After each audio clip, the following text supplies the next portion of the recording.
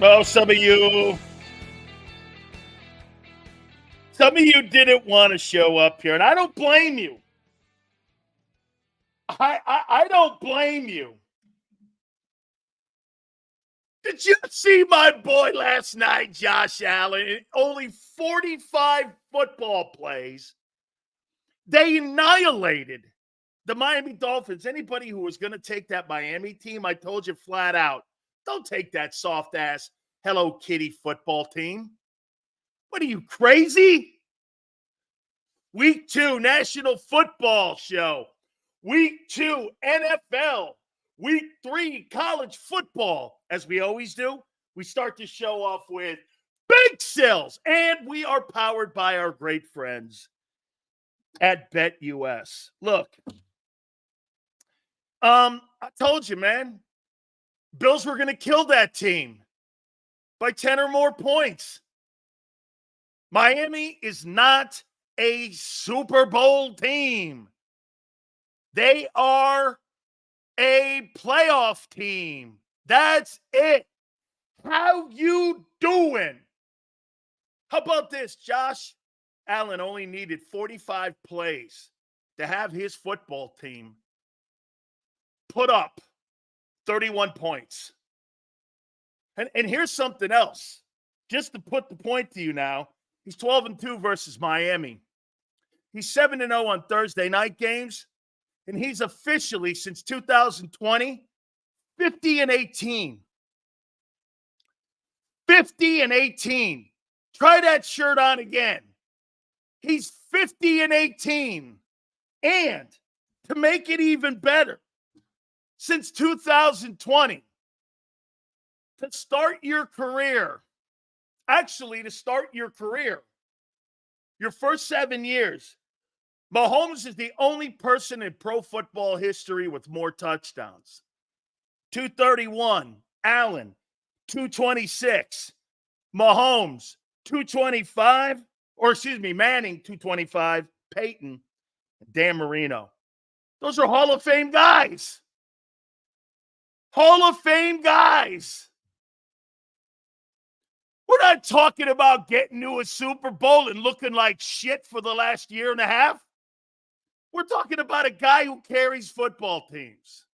Don't ever tell me and don't ever say a word to me about Hurts versus that guy. Woo! Holy shit. That's a football player.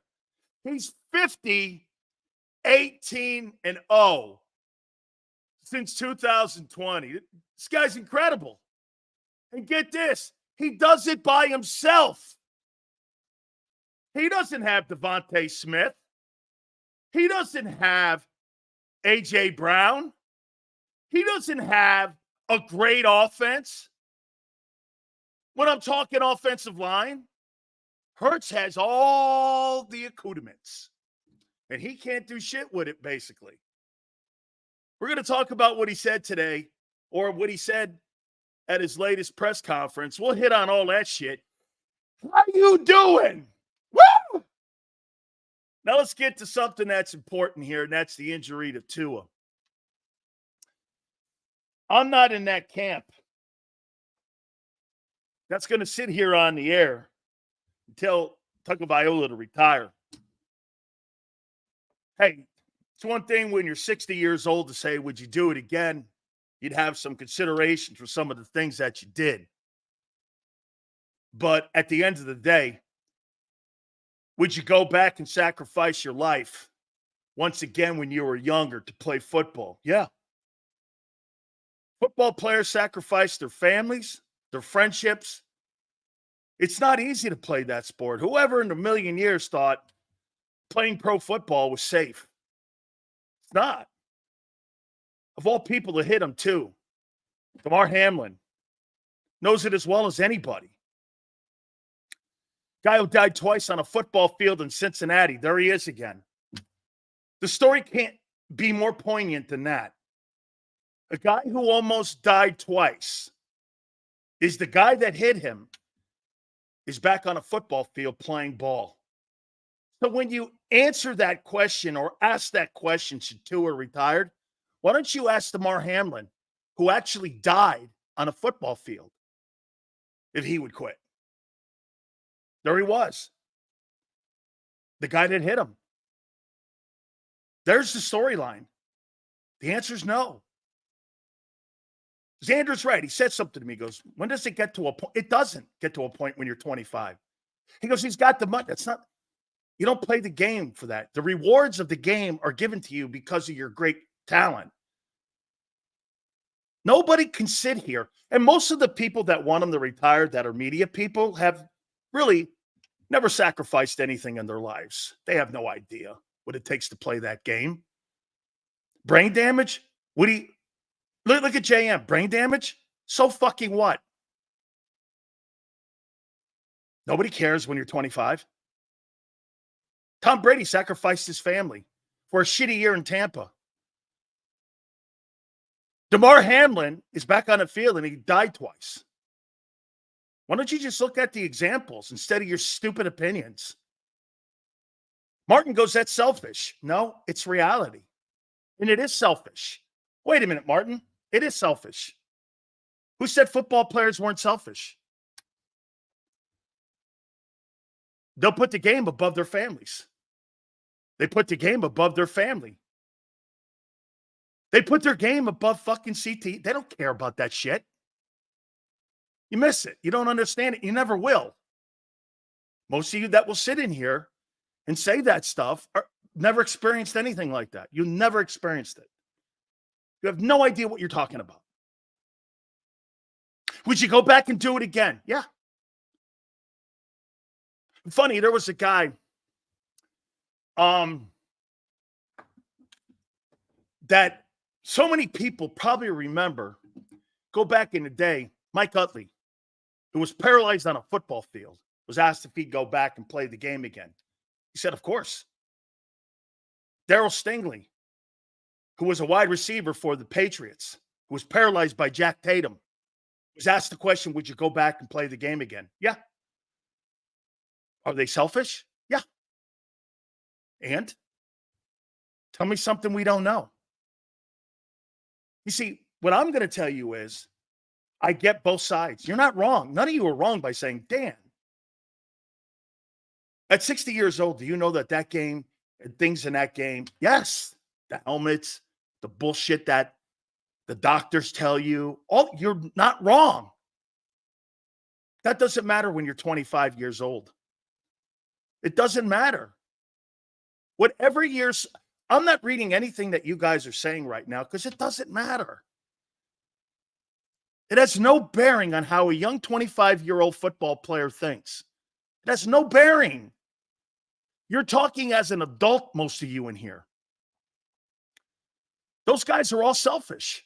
Yeah. Tua too. He's going to play again. Do I hope he plays again? I hope he makes a decision that makes him happy.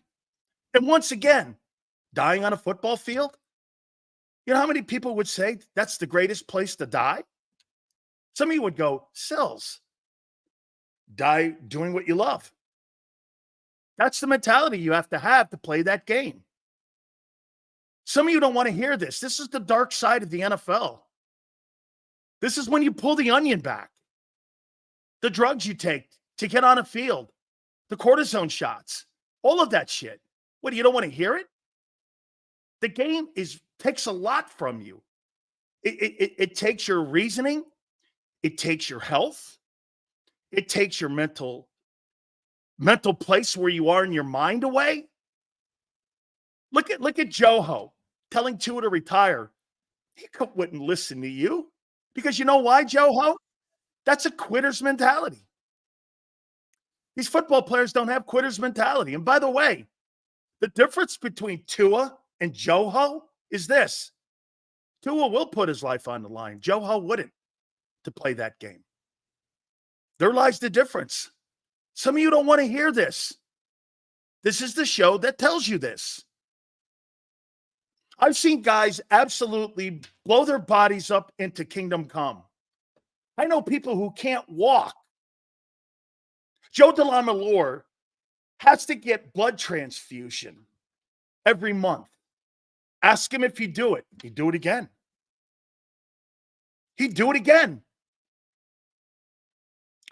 Spike. So, okay, I would do it again. You wouldn't. Football players would.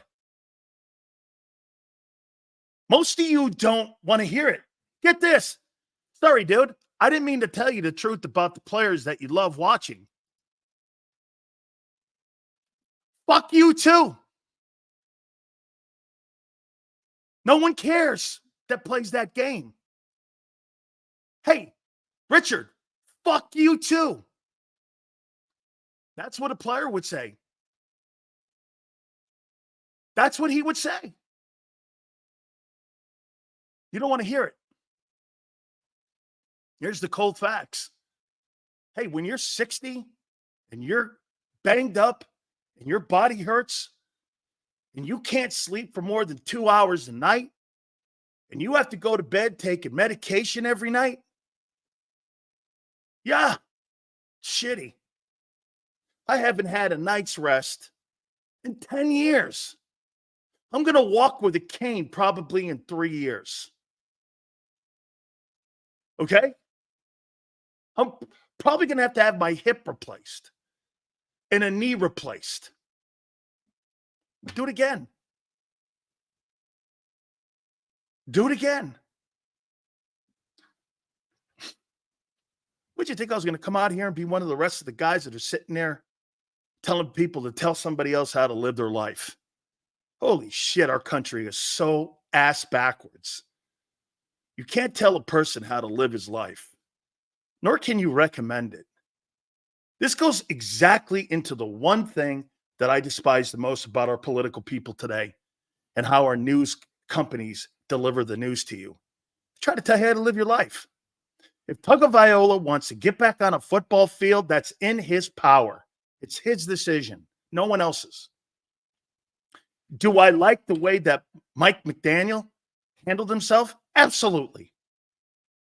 No question about it. Cares about the player, cares about the man. I heard Xander say, it looks like, it's fun to play for him. It does. As a man, but as a football coach, that guy's got a soft mentality down there, and it was on display last night when his football team got taken to the woodshed. No wonder Vic Fangio didn't fit in there. Vic Fangio didn't fit in to a culture that's weak. That's a weak culture. That's right, Tank. You're right. They're built differently and not all good. And not all good. I didn't say that this is smart thinking. I didn't say that. Okay? No one said it's smart. No one said it's the right move. But at the end of the day, it's his move, not yours or anyone else's. Isn't it funny how everyone has an opinion on someone else's health and on someone else's career and on someone else's future? Sills, he's got the money. You think that fucking guy went out there on a football field last night to get his brain scrambled because he's got money? He went out there because he loves the game. And he does it because he loves the game. I admire him. And I admire Damar Hamlin. You couldn't have a better example of why Tua won't retire than Damar Hamlin. People miss that part of it. They missed that part. Damar Hamlin. He was on the field after dying. Hey, get this. Martin. You're not wrong. But that's not how you think, Martin. I understand, Sills, it's not worth your life. And leaving your kids behind, not worth it. At that age, you sacrificed. Dude, that's not how you think.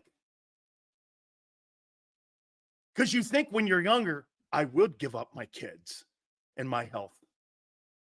When you're older, you won't.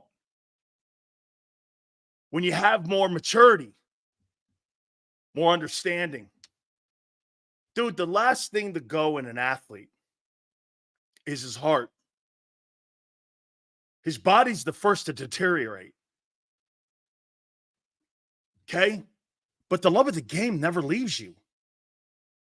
It's something that's ingrained in you. So, Sills, what do you expect out of Devin White's situation? Doesn't look good. Also, Barkley is our McCaffrey. He sure is. We'll talk more about Devin White. Thank you very much, Jason. I appreciate that. Okay? Thank you. We'll find out if he ever plays again. Look at this. See this here, Crowley? You don't want to hear it. Too bad. Oh, Tua, please retire because we don't want to see you with your brain scrambled. That's not your decision. It's not your decision. Crowley's Crowley and Tagovailoa's Tua. Okay? I mean, end of the day, my position will be this. Wherever God leads him and whatever internally he feels, we'll be there for you, man. It's a great brotherhood. As I told you, 29,000 men in 105 years of pro football have ever played NFL football. There's only 15,000 of us alive today. 15,000 people have ever played national football and been professional football players. 15,000. Over 105 years. I'm one of them. And I know where he's coming from. Okay? Sills was in a wheelchair. I was in a wheelchair for about 3 months. I was in a wheelchair. Do it again. Google it. I almost died because of the game. Hey, I'd do it again. Okay?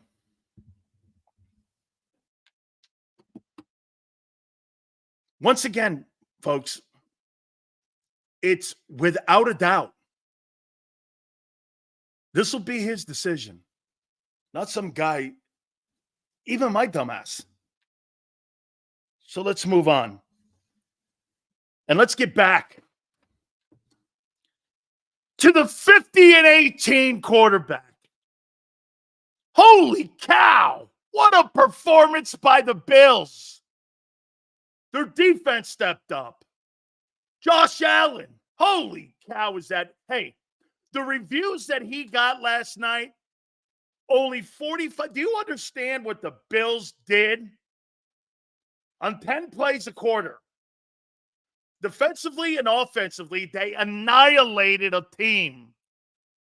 Hey, I agree with you, man. That James Cook, he can play, baby. He can play. Hey, by the way, Josh Allen with James Cook and nobody else. That thing right there looked better than it did a year ago without the drama known as Mrs. Stephon Diggs. What a football player. Woo! Hey, would you ever give Jalen's bet? Nobody in their right mind who has any brains would take Carson Hurts over Josh Allen. Nobody. How you doing? What a performance last night. That's how you get it done, man. That's how you get it done. All right. Week 2 of the National Football League. Big Sills. with the matchups that are going to need to be watched for Monday night against the Atlanta Falcons. My Hurts takeaways. He had a chance to talk to the media. I liked a lot of what he said. Okay? Samuel, the Bill said, hey, Dolphins, we're a physical team. Do something about it. That's what I said. That's exactly what I said until proven otherwise. Xander was telling me yesterday, he goes, Sales, I don't know, man. You got a lot of weapons. They got, Tua led the NFL in passing yards. I went like this. Until that team proves to me that they're a physical team, the Bills by 10 or more. Bills by 10 or more. I never thought that game would be close, and it wasn't. It was never close. Oh, wait, the coin flip. That's when it was close. The coin, here. Hey, watch this. There's two things I'm going to flip the coin to. Ready? Dolphin-Bills game last night. You get the kickoff. That's how close it was. And watch this. Allen versus Hurts. Allen. That's how close it was. The coin flip. No. Not even. Hey, and before Tua got hurt, he sucked. Before Tua got hurt, he was. The Bills were working him over. I looked good last night, man. If the Bills could dominate like that with Allen not needing to do much, they're going to be scary. Absolutely. Absolutely. They're going to be scary. Okay? Absolutely. They're going to be scary. Absolutely. All right. Appreciate that, my good friend. The coach there is just weird. I'll take Nick over him. No, I won't. I'll take Mike McDaniel because he's a better play caller, and Tua's not going to have to worry about coordinators. So you take Mike McDaniel over. Dude, I would take a doorman at a strip club over Nick Sirianni. Are you fucking crazy? I'm not even sure what Nick Sirianni's job is. I mean, there's two things he's qualified for. Being a parking lot attendant and being a bouncer at a strip club. I'll take Mike McDaniel. He's a play caller. I mean, I would take Snoopy over Nick. Okay? They're not close. Hey, absolutely. Are you crazy, man? Dude, Nick Sirianni is like, I don't know. This guy's the king of the word salad. Dude, anybody could coach the Eagles right now. Anybody. That's what makes that job so pathetic. Anybody. Rich Kotite could coach this team. Rich Kotite could coach this team. Pick the shit. What's his name? Hugh Campbell could coach this team. Who else is shitty coach? Pick one. Pick anybody. They could coach this team.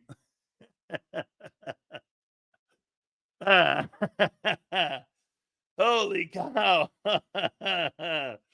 Oh, hey, Nick, what's your gig? I don't know. Go get me some coffee and Krellers. All right. Let's get to Jalen Hurts. Let's do Hurts first. Jesus criminy. Nick Sirianni over Mike McDaniel. I don't think so. I know you guys were all praying that you thought Josh Allen was going to suck last night so you could come barking in here. When it comes to the Dolphins, you don't have to worry about that because when he plays against a good football team, I'll let you know. I'll hook your ass up. Right? I'll let you know when they're going to need him to take the Clark. You know, last night he didn't have to really come out of the Clark Kent outfit. He didn't have to be Superman. Okay, 13-19. They beat the shit out of them with 45 plays. 45 plays. They beat the shit out of him. 45 plays. Holy cow. All right. Let's get to Jalen Hurts first.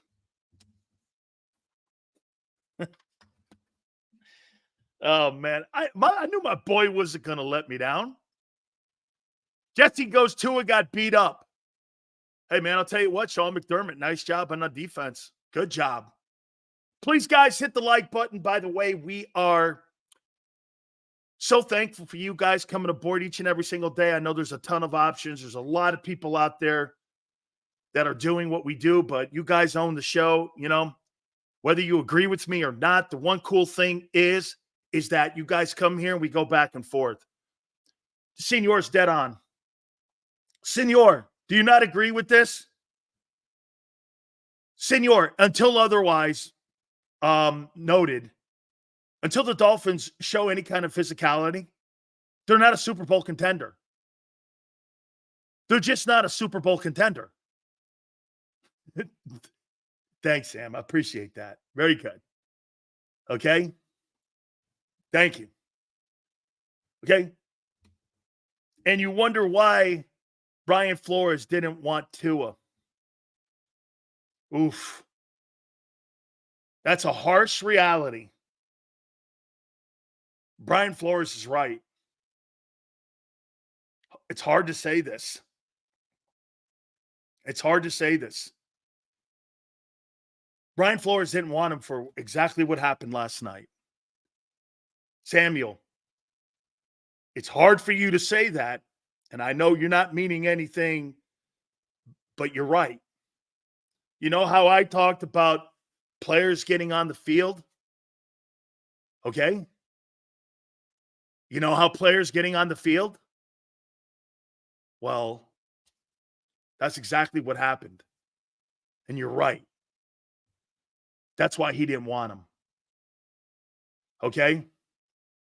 No question. So, let's see here. Unfortunately, the Eagles D would get rolled by the Bills. He put up 500 yards on them.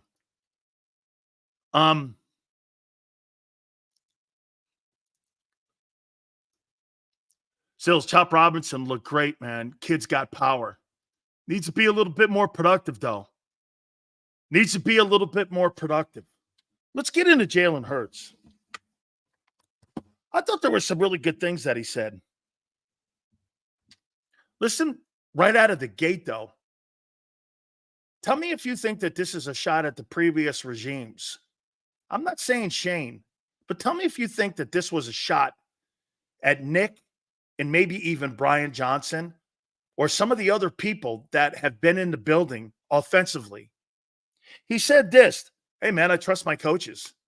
I mean, they did a nice job on the blitzes, and all of us were on the same page. I really trusted what my coaches were telling me. I was like, you didn't trust them before? Or was that just a figure of speech at the moment? I'm not going to dissect that too much, but, usually you say something like, hey, our coaches and us were on the same page.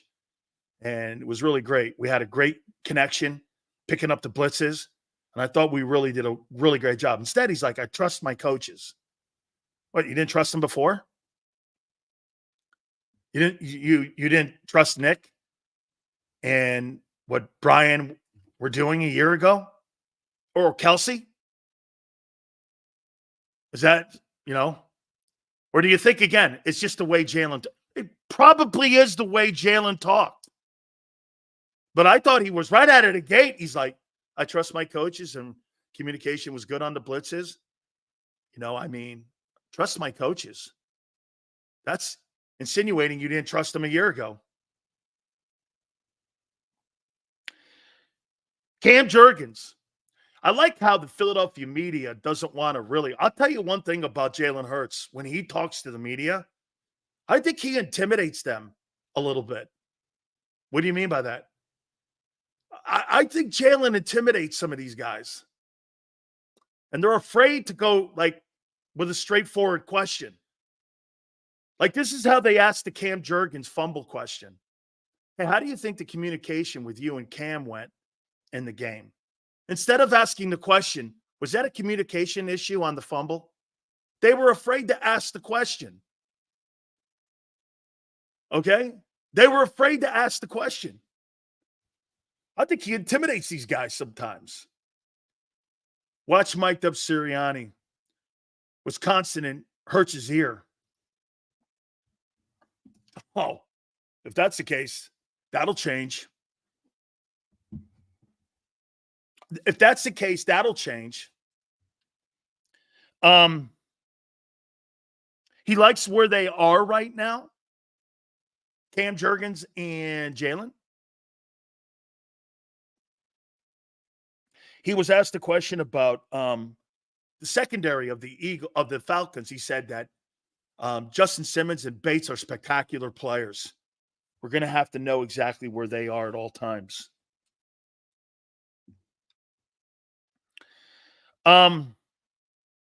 Hurts, when he asked about the decision-making and the interceptions and turnovers, this is what he said. I love it. I have to be better.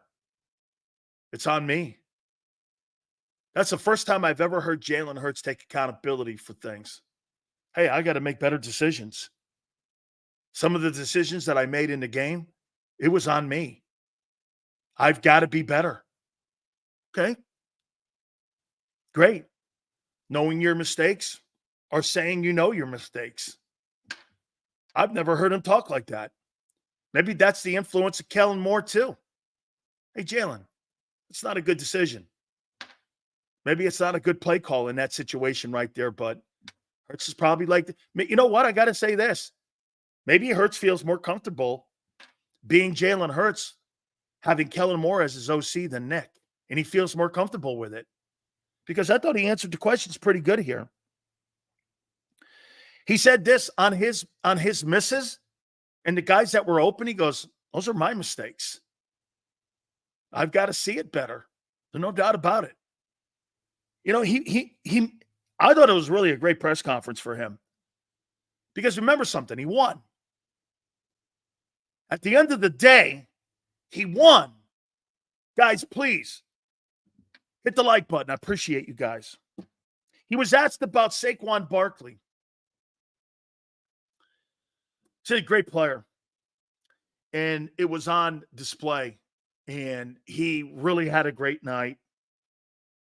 And he just adds another great dimension to our offense. And he surely did. You know what? Here's the most important thing that he said right here.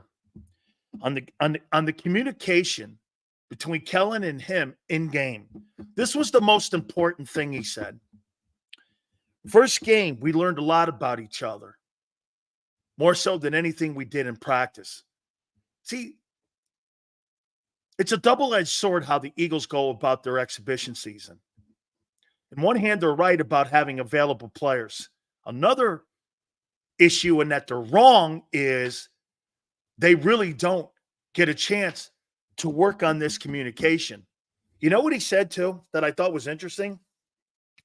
The first time that him and Kellen were in game and you were getting a, what did he call it? A rhythm of how he saw the game, how he made play calls in certain situations. He said that was the first time we had done that. Imagine that. The first time you had a guy helping you play call in an NFL game was the first game you played in with no rehearsal. They had no rehearsal for this. So were there going to be bumps and ups and downs in a game? There's no question. Was this more about Hurts' ability or the fact that these guys didn't have a rehearsal? I think it's more about the rehearsal. I think the growth that you're going to see between Kellen and Jalen to that Monday night game, I think it's going to be a tremendous leap because now they got a sense of how they see kind of at least a little bit. It's only game one. It's only 60 minutes of ball. But at least they got kind of a feel and a rhythm of what they're going to expect at least in the first quarter pole of the season. This is Hurts' words. He goes, I really didn't know. But by the end of the game, I learned a lot. I think we all learned a lot about one another. That's truthful. I thought it was a great question asked, too. I did. I thought whoever asked that question was a tremendous question. They learned a ton from the Green Bay game. Again, this is Jalen talking. Sills, how many moves would Eagles need to make to have a strong D to complement the offense? You need an edge rusher. You don't need a great linebacker. You need a solid one. You need TJ Edwards. And you need your corner.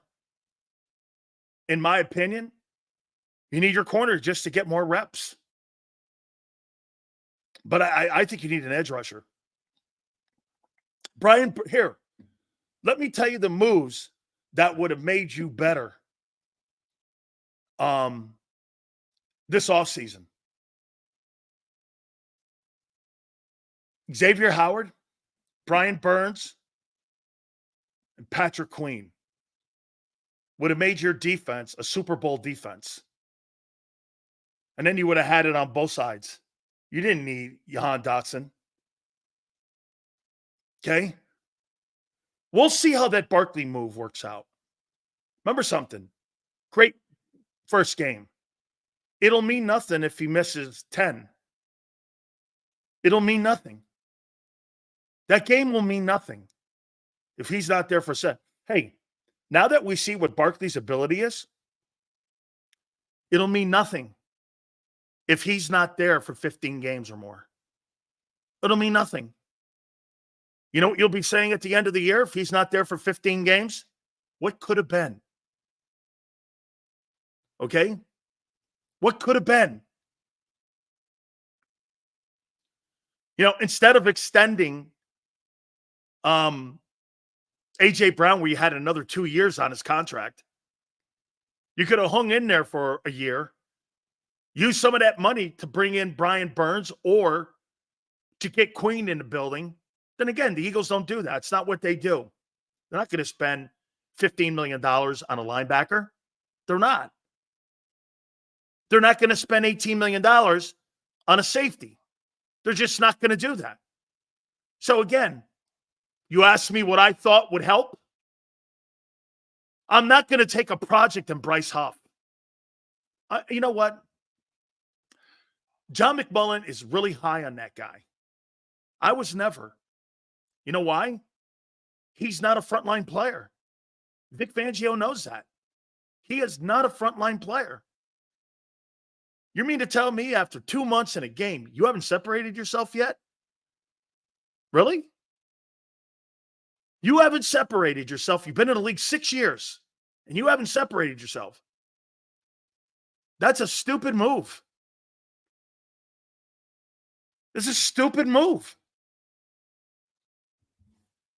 I mean, and get this. All this could have been resolved if you gave Hassan Reddick. Hey, look at this. Sweat, Reddick, Milton, Carter, and Davis in the middle. How do you feel about that D-line? Pretty good? I'm good with that. It's probably the best front. You can argue better front than New York. Right? And your linebackers are a movable conveyor belt. It's a conveyor belt. Yeah, but Dustin, the whole thing, the whole Reddick move, he's dumb for burning money. The Eagles are dumb for making that move. And the Jets are dumb for not having the player under contract. 3 people got hit in the face, and all are losing. Eagles have no rush. The Jets have no pass rusher. And Reddick's burning money. That's a lose, lose, lose for everyone. I mean, that's not a win. It's not a win. I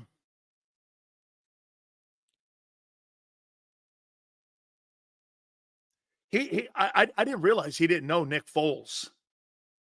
He says he's looking forward to meeting him on Monday as the Eagles honor Nick Foles on Monday. That'll be pretty cool having him out there. He said this also. This is Jalen Hurts talking. He said that Green Bay really showed us a lot of things. It showed me a lot of things that I need to continue to get better at. I really like the way he talked. I think he's more in a comfort zone with Kellen Moore and Doug Nussmeier, his quarterback coach. I think that's a pretty good team of people he has around him. And he enjoys listening to them. And I do think you're going to see an improved Jalen. I wasn't sure, but after listening to him, he watched the film. You could tell. Hurts watched the film. And you could tell he was like, yeah, I need to get better here. That's on me. That's on me. The missed throws, he's like, I've got to see it open better. It's good. Hey, dude, what you want to do is have a guy. And by the way, I've come to learn one thing about Jalen Hurts. He's not going to lie to you.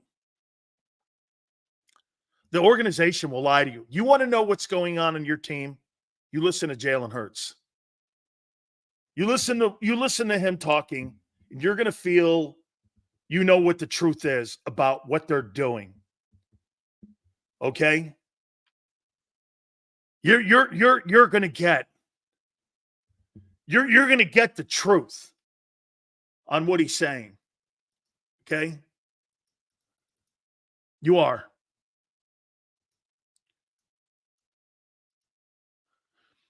I think I respect about Hurts when I go back and he does not crumble like most quarterbacks do. NFL, he keeps grinding and grinding. He absolutely does. He absolutely keeps grinding it out.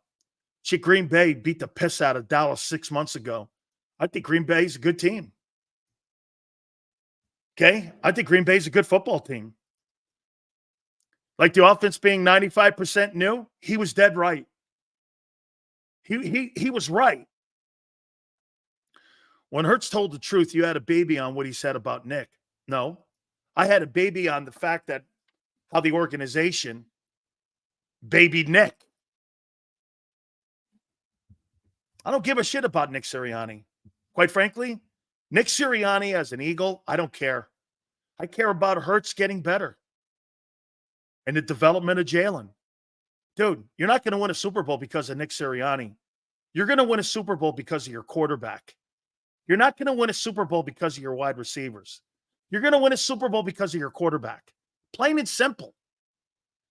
It wasn't more on display last night. No matter how many Stephon Diggs is, Gabe Davis is, whomever. This comes down to the quarterback. If you don't have the right guy, you're not winning. Plain and simple. Here, I'll give you an example of this. Sean McVay moved off at Jared Goff, who was 40-20 with a Super Bowl appearance and an NFC championship because he didn't think he had the right guy. Well, he ended up turning around and winning a Super Bowl with Stafford. So in the end, really both franchises benefited. 40-20. He moved off of a quarterback who had delivered an NFC championship and a Super Bowl appearance, but he felt that wasn't good enough. If you don't have the guy and you don't think you have the guy, you're not winning it. I don't care how many Saquon Barkleys, how many wide receivers, how many tight ends. I don't give a shit about any of that. That is not going to win you Super Bowls. It's just not. If you don't have that guy, this is all about development of Jalen Hurts getting better. Hurts did not get better last year, and this is why you didn't go to the Super Bowl or the NFC title game. Everyone else got better. AJ got better. Devontae got better. Swift got better. Everyone had a better year except the quarterback. Doesn't that tell you something? I mean, great point, Abe. Look at Miami. You really think you're going to plug and play and put someone in there in Miami quarterbacking that's going to take that team to a Super Bowl? There's two issues there. One, Tagovailoa is not consistent enough to play. Brian Flores was right to want to move off him. You know why? You can't count on that. This is the hard reality conversation here about Tagovailoa. We're not talking about if you feel sorry for him. That's not the conversation here. You can't build a championship team around Tua Tagovailoa. You can't. I'm not sure you can build one around Joe Burrow yet. I'm not sure you can. Joe Burrow's in and out of the lineup. Can't have it. I don't care how talented you are. I don't care if you lead the NFL in passing yards. That's nothing to do with it. This is about winning Lombardi trophies. And that quarterback has to be the guy. Has to be the guy. Dude, if I hear another guy tell me we have the best wide receiving core, fucking so what? Do you have the best quarterback in the league? Or do you at least have one of the top 5 guys? I think you have to have a top 7 guy, top 10 guy to win a Super Bowl. And the further you get down the list, the more people you need around him. Purdy and Hurts.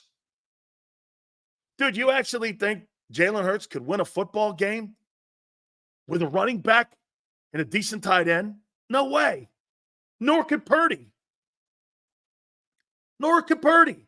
Last year, Hurts didn't have AJ in that playoff game, and he shit the bed. He shit the bed. Shit the bed. That's what makes, again, Mahomes so special. And these guys that, look at Lamar Jackson even. Who's he got? Wake me up. The tight end? Okay. It's a good player. Wake me up. Get this. Look at this right here. This guy refuses to believe. Did AJ, here, Eagle Realist, did AJ Brown have a career year last year? Yes or no? Did Devontae Smith have career numbers in multiple categories? Yes. Did DeAndre Swift have a career year? Yes. Did Hurts have 20 turnovers? Yes. Yes. Once again, not wanting to hear the truth. Just not wanting to hear it. Tua should retire. It's up to him. That's up to him. Dallas Goedert got hurt, didn't he? Joseph. Goddard got hurt, didn't he? As usual. As usual. That quarterback has to be the guy. He can't be the fourth guy. Do I think, hey, 9-year-old, I'll say this to 9-year-old day. Do I think the 49ers can win a Super Bowl with Brock Purdy? This year you can. Once you put $60 million on him, it's over. Because you'll start losing components unless they start pulling Howie Roseman contracts to keep people in the building. When you start pulling players out of the huddle in San Francisco, look at Jalen Hurts. Jalen Hurts has a nice offense, right? They sacrificed that side of the ball to make sure he has all the places and pieces he needs at the defense's expense. They don't spend money on linebacker. Why? They spend it all. And this is why I disagree with Xander. The reason that they don't have any money over there is because of the money they spend on offense. And I'll say it again. That's why they don't spend any money, because all their money's over on the other side. They're top heavy. That's a fact. They didn't give Bryce Huff money. They just gave him Reddick's contract. They robbed Peter to pay Paul. Gardner Johnson is really the only guy they spent any kind of money on. And the rest of them are free agents and draft choices. Low money. There's no investment on that side of the ball. That's why that Huff move is a big move if it fails. Okay? Get this. This is what he says. Yeah, we'll tell that to Kansas City. Kansas City hits on their draft picks. Kansas City, in my opinion, Kansas City won that game against the Ravens because they played lights out defense against Lamar Jackson. I don't remember anybody having a giant game. Did Mahomes? Did Mahomes have a giant game? I don't remember that. Did Pacheco? Did Travis Kelce? I think he had probably the best game of any of the guys. I think you have to have a balanced team. Get this. Is Kansas City a better 53-man roster than the Eagles? By far. Do the Eagles have more stars? Yeah. On one side of the ball. There's not one guy, including Mitchell, that could start for Steve Spagnuolo right now. Who could start in Kansas City? Carter over who? Chris Jones? Who? Even the kid they got from Purdue. That Galifianakis kid. You don't have a player like that. You don't have a player like that. Who on defense could start in Kansas City? Not one of your shitty linebackers. I'm talking defense, ding-dongs. Defense! By the way, they don't want A.J. Brown on that team. Kansas City doesn't want him. Kansas City would never want one player, except maybe for Barkley, to play with Mahomes. Because if they did, they'd be trading for Devontae Adams, Stephon Diggs. Name a guy who's been traded. Or they wouldn't have traded Hill. They wouldn't have traded Tyreek Hill. The supposed best player in the league was traded away in his prime. Think about that. Think about it. They traded away the best player in the league in his prime, and they're better. That's why Buffalo will be better. You know why? There's no primary target. It's going to make Josh Allen spread the ball around. And you know what else it's going to make Josh Allen do? It's going to make Josh Allen have to be protective of the football. Because he can't make mistakes now. I think that's what made Mahomes better. Hey, when you got Tyreek Hill and you got offensive skill set people back there, you know, you could be a little bit more of a freelancer and play outside the guardrails. When you don't have that room, Mahomes doesn't have that room to make mistakes. Look at how they played last year in the first 9 games. They were getting beat by the Raiders. The Raiders suck.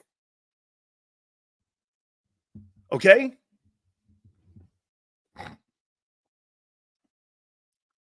I mean, that's right. There you go. Well, how about this? Benson, they're trying to be. They're trying to be. Will they get there? Josh Allen now is in the now area of postseason.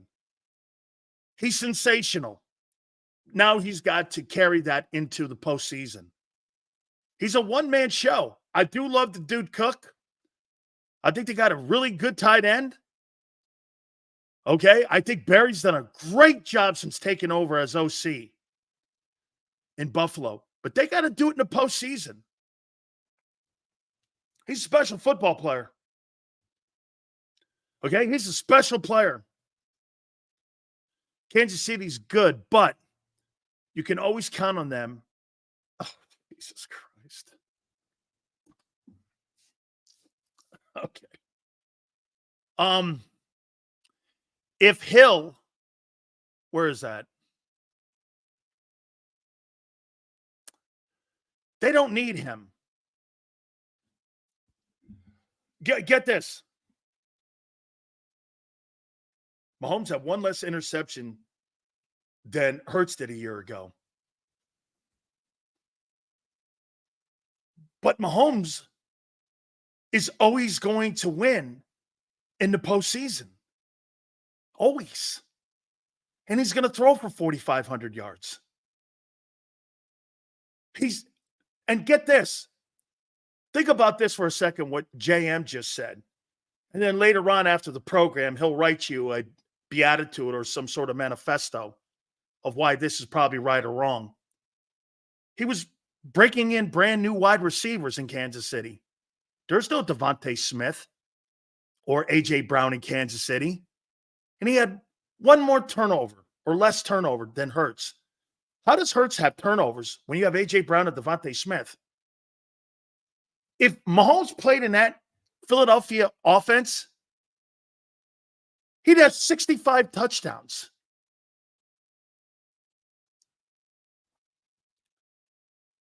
I mean, and yes, I do. You bet your ass I do. You bet your ass I do. Because you know what him and Andy would do? They'd come up with ball-controlled football if their defense. And by the way, you know why they would never? They hire great coordinators. They hire the best of the best. Kansas City doesn't do the thing that Philadelphia refuses to do. Hire good coaches. Or the elite coaches. You've got the top coordinator on defense in the NFL. And you've got one of the greatest play-calling head coaches in pro football history. Do you think that's by coincidence? And you know what they're doing with Spagnuolo? You know what they're paying him head coaching money. You know, he's making $6.5 million. He makes as much as Sirianni does. Why would he leave? Why? So he can go coach the Carolina bullshit artist? Do you know that guy, Dave Canales, is already in David Tepper's office after week 1? Do you understand that? Who the fuck wants to go coach Carolina? Why? So I have to go look at that guy, tell me what a suck-ass coach I am? I could stay in Kansas City and make it to Canton and another Super Bowl and go for this fabulous ride with Mahomes and Reed for the next 7 years. Why would I leave? To what? Coach the shitty Bears? Ruin my reputation? Why would I do that when I'm making as much money as half the head coaches in the league? Why would I leave KC? Eagles won't do that. Eagles won't do that. Won't do it. I mean, there's no coincidence. They got the best of the best. You think, get this. They got the best GM. They got the best head coach. Got the best coordinator. And they got the best quarterback. Do they have the best offensive talent? No. Do they have the best defensive talent? No. I mean, Jesus criminy. Connect the dots. It's not about A.J. Brown and Devontae Smith. It's about that four-headed monster I just said. GM, head coach, quarterback, DC. They got it all. There's no one in the league today that can compare to that roster of 4 that I just said. Do you have the head coach at Philly? Absolutely not. Do you have the offensive coordinator? He's good. Top 10, 15, I don't know. Do you have the best DC? One of them. Do you have the best player personnel director as a GM? No. No. Who does? You know who the closest team is? Baltimore. But now they got holes on defense. You know why Pittsburgh hangs in the room? Their front office, their head coach, their defense, but they don't have a quarterback. This is not about who's got the most stars. This is about who has the most talented people in key positions on your roster. And I'm not talking about player roster. Coordinator, defensively, OC, head coach, quarterback, and GM. How is it that the players or the NFLPA says that Clark Hunt and the Chiefs are the worst franchise in the NFL when they have won 3 Super Bowls in the last 5 years and won 2 in a row? You know why? Kansas City doesn't give a shit about Slurpee machines or Big Dom or whomever. They show up to Arrowhead and win. I mean,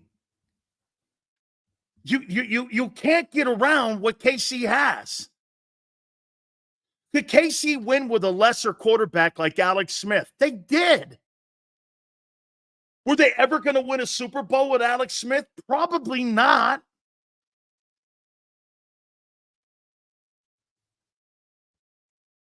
Sills, why don't you just say it? The Eagles are the most fucked up run or no, they're not. They're not. They're above probably 90% of the teams in the league. But they fuck up in their coaches. They don't have the best coaches because you're not consistent in keeping them. And you panic because you know why? They don't value their coaches. You've had 8 coordinators in 4 years. That's who you are. That's who you are. Daza, Cleveland, shitty quarterback. They got a good head coach, Kevin Stefanski. The GM, I don't know, Andrew Barry. Most of that team was built by John Dorsey, not him. I mean, and they got a good coordinator, so they're kind of good. They're kind of good. They're in there. Are they as good as Philly? No. Here's the organizations that are better than Philly. Baltimore, the Rams, Kansas City.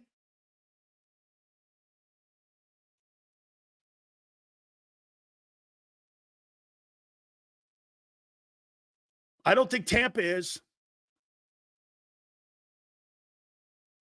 San Francisco?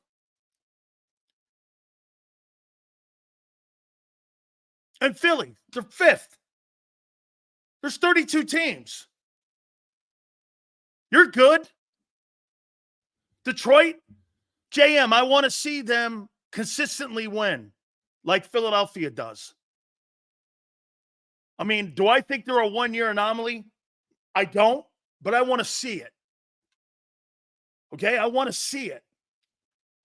Philly's too consistent to put anybody. I mean, look, Los Angeles, under Sean McVay, has been to 2 Super Bowls. He's won 2 NFC titles and a Super Bowl, and they consistently bring in right players, and they do a great job in drafting. Sills, being surrounded by talent is a gift and a curse.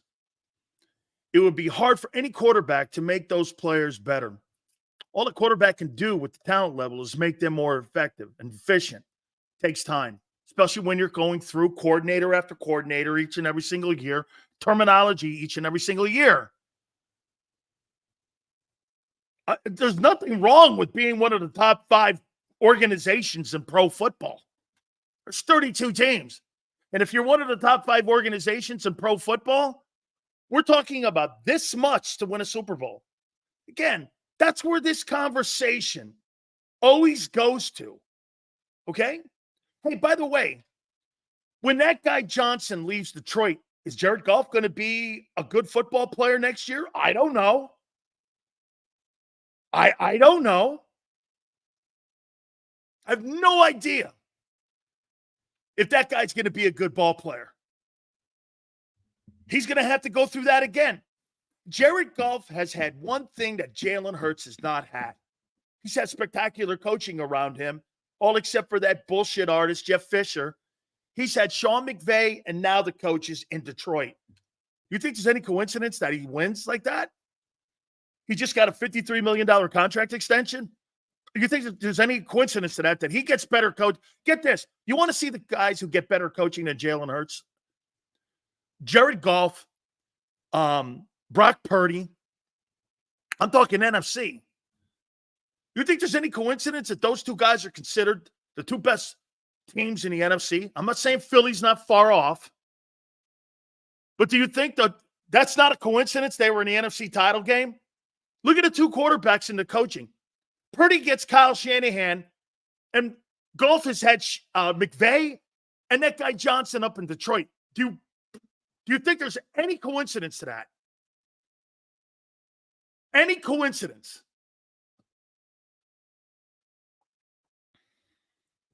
Okay? Dude, when you get good coaching like that and stability, and they got stability, Hurts has never seen stability. I'll go back to a comment that Xander Krauss said yesterday. How long has Jalen Hurts been playing? Let's see. What was it? 3 years at Alabama? Another year at Oklahoma? And he's been in the league since what, 2000? We'll just do the last 4. So like 8 years. Okay? You can correct me if I'm wrong here. Steve Sarkisian, Lincoln Riley, Shane Steichen, Nick Sirianni, Brian Johnson, Kellen Moore, 6 of the 8 years that Jalen Hurts has been a starting quarterback. He's had 6 coordinators. What are you talking about here? He's had 6 coordinators. He didn't really start in 20. Shit, if you want to go there, there's another coordinator. That's 7 coordinators since 2020. How are you developing him? And in the last 7 years, Mahomes has had one guy in his ear. One guy. How are you going to get consistency?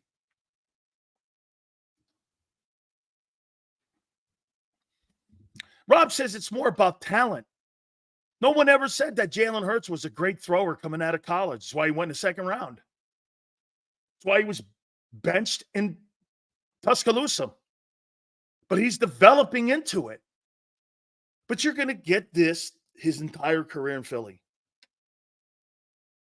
You know the one reason why Jerry Jones doesn't fire coaches when everyone says they should? Why they kept the guy on NBC around all them years, Jason Garrett? Why they kept Kellen Moore? And then, if you think about it, how many coordinators has Dak had? 3? Jalen Hurts, and he's been in the league. You guys say this, right? Jalen Hurts has been in the league less time than what Dak has. I guarantee you, Dak has had less coordinators than Jalen Hurts has had in his time in the NFL. Think about that. This guy's got Jason Garrett, Kellen Moore. He had another guy, too. And now he's got him. I mean, and he's been in the league longer, almost twice as long. Okay, way we will have consistency is if Kellen Moore doesn't get offered a job. Well, good luck on that. He's not going to stick around in Philly because why? He likes Hurts? Dude, that guy wants to be a head coach. Hey, don't be shocked if he gets offered a college job. Could I see Kellen Moore being offered the Notre Dame job?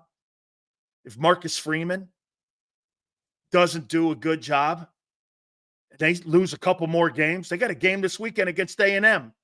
Could I see Kellen Moore being offered the head coaching job at Notre Dame? Yeah. I wouldn't have a problem with that. Attracting high school talented kids to South Bend. That'd be a perfect job for him. Especially if Hurts has great success. If Hurts has great success and Marcus Freeman blows, I'd interview him. Marcus Freeman's not going to keep that gig. Dude, the two most visible head coaching jobs in the NFL are the Dallas Cowboys and Notre Dame. And Notre Dame. I want a shirt for this. Show sucks, but I haven't missed one in 2 years. Thank you, Joseph. That means a lot. Thank you. Guys, please hit the like button. Okay? Thank you. I don't see Kellen Moore as a head coach. Well, he interviewed here in Philly for one. Okay? I mean, he interviewed here for it. He was in line with Nick. Right? He was in line with, he was one of the people that they interviewed. Look, I like, here's the one thing that I'm starting to really like about him. He's teaching Jalen football IQ and expanding it. Man, I'll tell you something. No disrespect to Jalen Hurts, but holy cow, how many fucking coordinators is that guy going to have to go through in his career? Like I said, Xander can correct me if I'm wrong. I think it was Steve Sarkisian at Alabama, Lincoln Riley at Oklahoma. Do we count Doug in 20? And Press? Okay, let's go there from 20. Shane Steichen, Brian Johnson, Nick Sirianni, and now Moore. So in his 3 years at Alabama, 1 other year at Oklahoma, that's 4. And 5 years, 9 years, he's had 7 coordinators. This guy's had no consistency in his entire football playing career. Maybe going back to his dad, he had it. The Alabama quarterbacks are starting to look suspect. Imagine Tua playing in the 80s and 90s with those big hits. Probably killed the kid. Unfortunately, truth. Look at all the great quarterbacks. They have OCs to 7 to 10 years. Hey, think about this, Daniel. Coach Moore was in Indianapolis for 12 years of Peyton Manning's time in Indy. He had one coordinator in Indianapolis.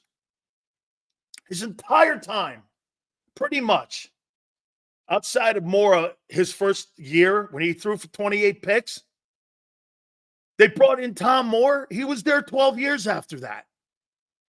They had the same center almost his entire career in Indy. Look at the pieces that they put around Peyton compared to what they did in New England. You had Reggie Wayne. You had Marvin Harrison. You had Dallas Clark. You had Marshall Faulk, or you had Edgerrin James. You had a great O-line. And you had one coordinator. Tony Dungy only had to worry about the defense. The rest of it was in Moore and Manning's hands.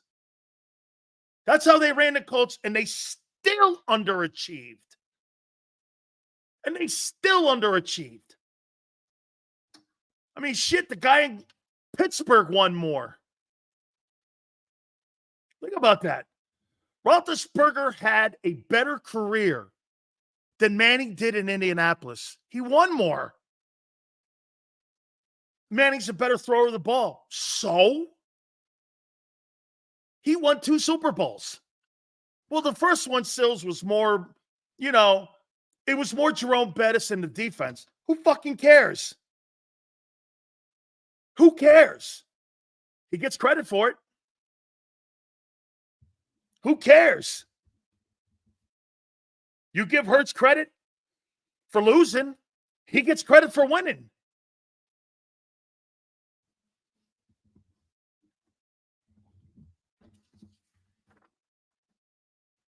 Jalen has had an uphill battle the entire time in Philly. It's not just about the great. Again, I broke your stones a little bit about Josh Allen out of the gate. Josh Allen's going to be a better quarterback because you guys are sitting there going, oh, we'll see what he does without Stephon Diggs. No, you know what? The team's going to be better. No drama, and you don't have primary targets. I don't believe in a primary target. They don't win Super Bowls. Quarterbacks that spread the ball around win them.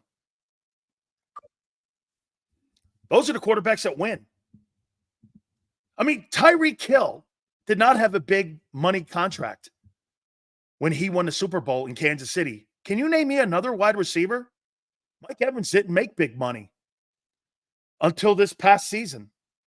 Can you name me one that had a big money contract that won a Super Bowl in the last 5 years since those contracts have gone up? Can you name me one? Devontae Adams, traded.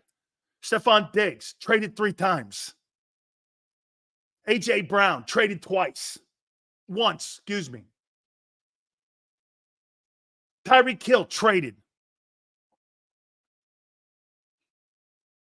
Name me one. Kupp didn't have a big contract. He signed it after they won the Super Bowl. Name me one. Name me one. AB was on a minimum scale contract. What's big to you? Top 3 paid. Top 4 paid. That's big. Now, one of these wide receivers are going to win a Super Bowl. Unless the quarterback is the guy. You notice that all the quarterbacks that win Super Bowls, and here, get this, Matthew Stafford took a pay cut in Los Angeles. Mike Evans just got look at this. Look how dumb this shit is. Mike Evans just signed his contract this offseason. That's the richest contract he's ever signed. Was this past offseason. He never made big money in Tampa. Cooper Kupp, once again, did not sign that contract until after they won the Super Bowl. That's not true. That's not true. Quarterbacks don't make receivers don't make great quarterbacks. They don't make great quarterbacks. Quarterbacks make great receivers. That's why Green Bay gets it right. You don't sign wide receivers. They get rid of them. That's not what they do in Green Bay. That's why they've always been great at it. Okay? Every other position is expendable except a great quarterback. No question about it, Mikey. That's exactly nails on. If your guy in your huddle is not the best player in your huddle, then guess what? You're going to be limited on what you can do if you're going to try to win a Super Bowl. Okay? Going to be limited. Let's see here. Sills, got here late. Thoughts on Sean Payton? Overrated. Overrated. Overrated. Okay? Overrated.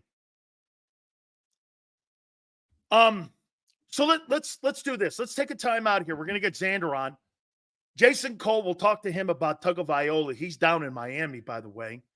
And we'll also, the great Philly Godfather is going to join us. Please hit the like button. Xander, where are we right now in the like?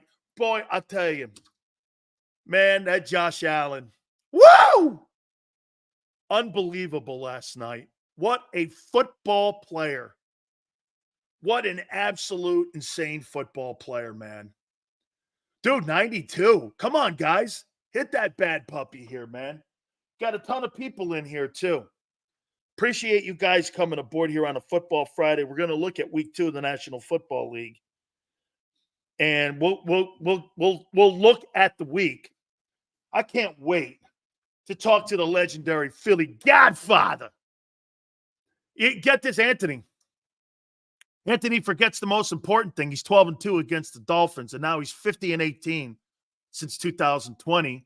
And he has the second most touchdowns to start an NFL career in his first 7 years. Only Mahomes has more. How you doing? How you doing? 50-18. Come on, me.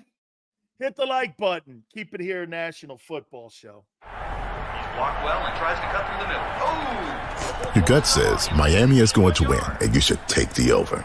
Your gut also said your NFT selfies would only go up in value. They didn't. But your head is on Sports Grid and knows the QB is in concussion protocol. The backup has a 45 QBR against the zone coverage. The New York D has the most sacks in the league. So yeah, trust your head. It's smarter to be on Sports Grid.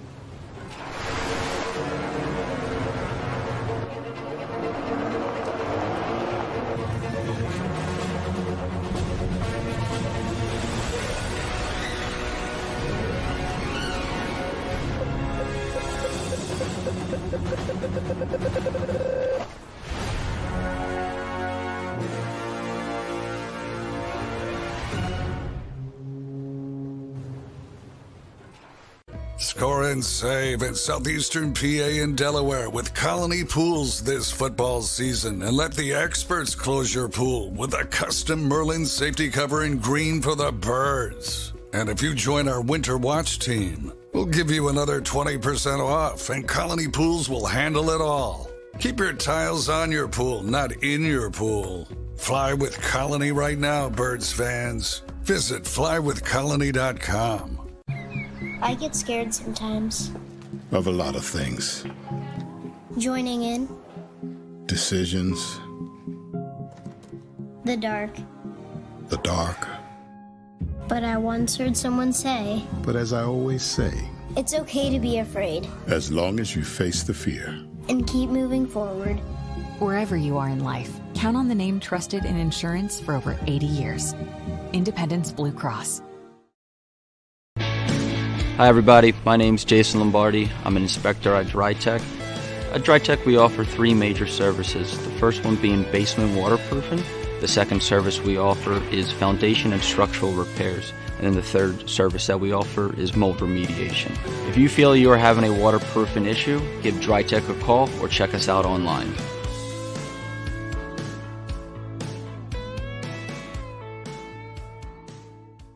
Heading down the shore, have a ball once more. Here, imaginations run wild and time stands still. Because here, you can find the best of the Jersey Shore, all on one 5-mile island. So leave the old you behind and get lost in the woods. Wild, wild, wildwood day. Plan your stay in the Wildwoods today. EAGLES, Eagles.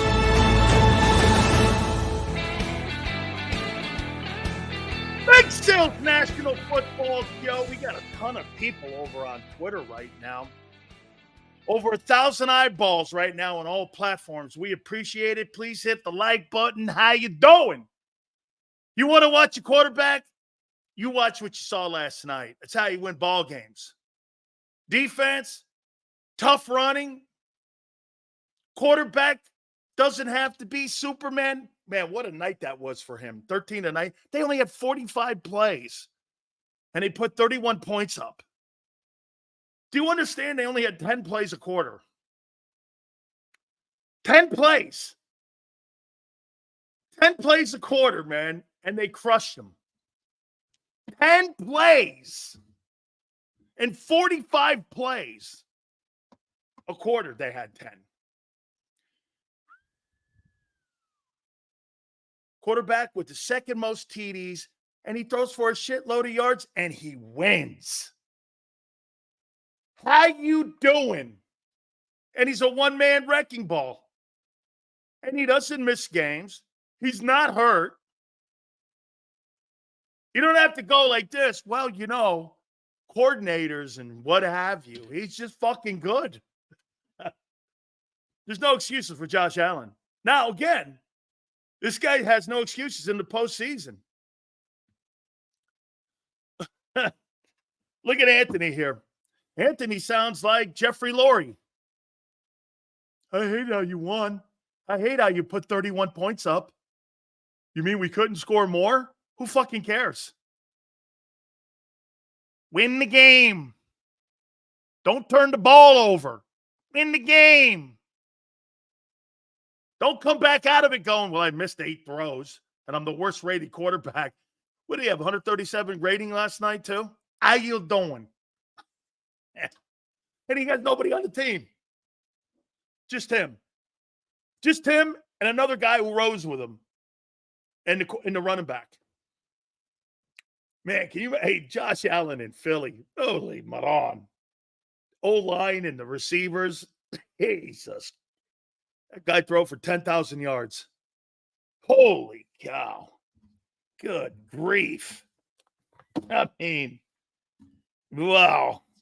By the way, before we get Xander on, be here in a couple minutes. Hit the like button, please. Great wide receivers can develop young quarterbacks. Bullshit. Bullshit.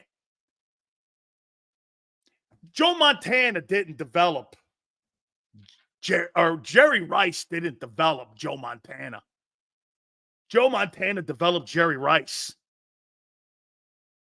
Okay? Lynn Swann didn't develop Terry Bradshaw. Who developed Brady? I'm curious. What receiver developed Mahomes? Just curious. Which one of the receivers developed them guys? Hey, get this. Philly goes, Allen was nothing before Diggs. He's 2-0. How you doing? And he's putting his foot in people's ass right now. Right? How you doing? What a great player. Let's talk Barkley here. Then we'll talk Atlanta Falcons here a little bit. Let's see here. Sills, did you wet your trousers watching Allen last night? Oh, I did. Absolutely, Michael. Just wishing that I could cover a quarterback like that on a weekly basis. No question. Hey, is he frustrating at times? Yes. Yes. But the success of that football team is based on one guy. We got the best wideouts, the tight end, the running back. Do you have the best quarterback? No. No, you don't. No, you don't. Get this. Look at this guy. Moss and Carter made Culpepper do what? They made him do what? They made him do what? Made him do what? Look at this guy. And your boy's on pace for 34 interceptions. How you doing? I don't even know what that means. Get this. This guy right here talks about Mahomes' or Allen's turnovers when he's got 227 touchdowns. Oh, keep hanging your hat on stupid shit. Your boy's got 20 touchdowns, 20 INTs, 23 turnovers in 18 games. Oh. Wait a minute. Hey, when I watch Jalen Hurts play against Green Bay, I do this. Oh, man. Is this supposed to go in that end? When I watch Josh Allen, I'm like, what? Dude, it's like looking at Halle Berry. Josh Allen's Halle Berry, and Jalen Hurts is like looking at Hillary Clinton.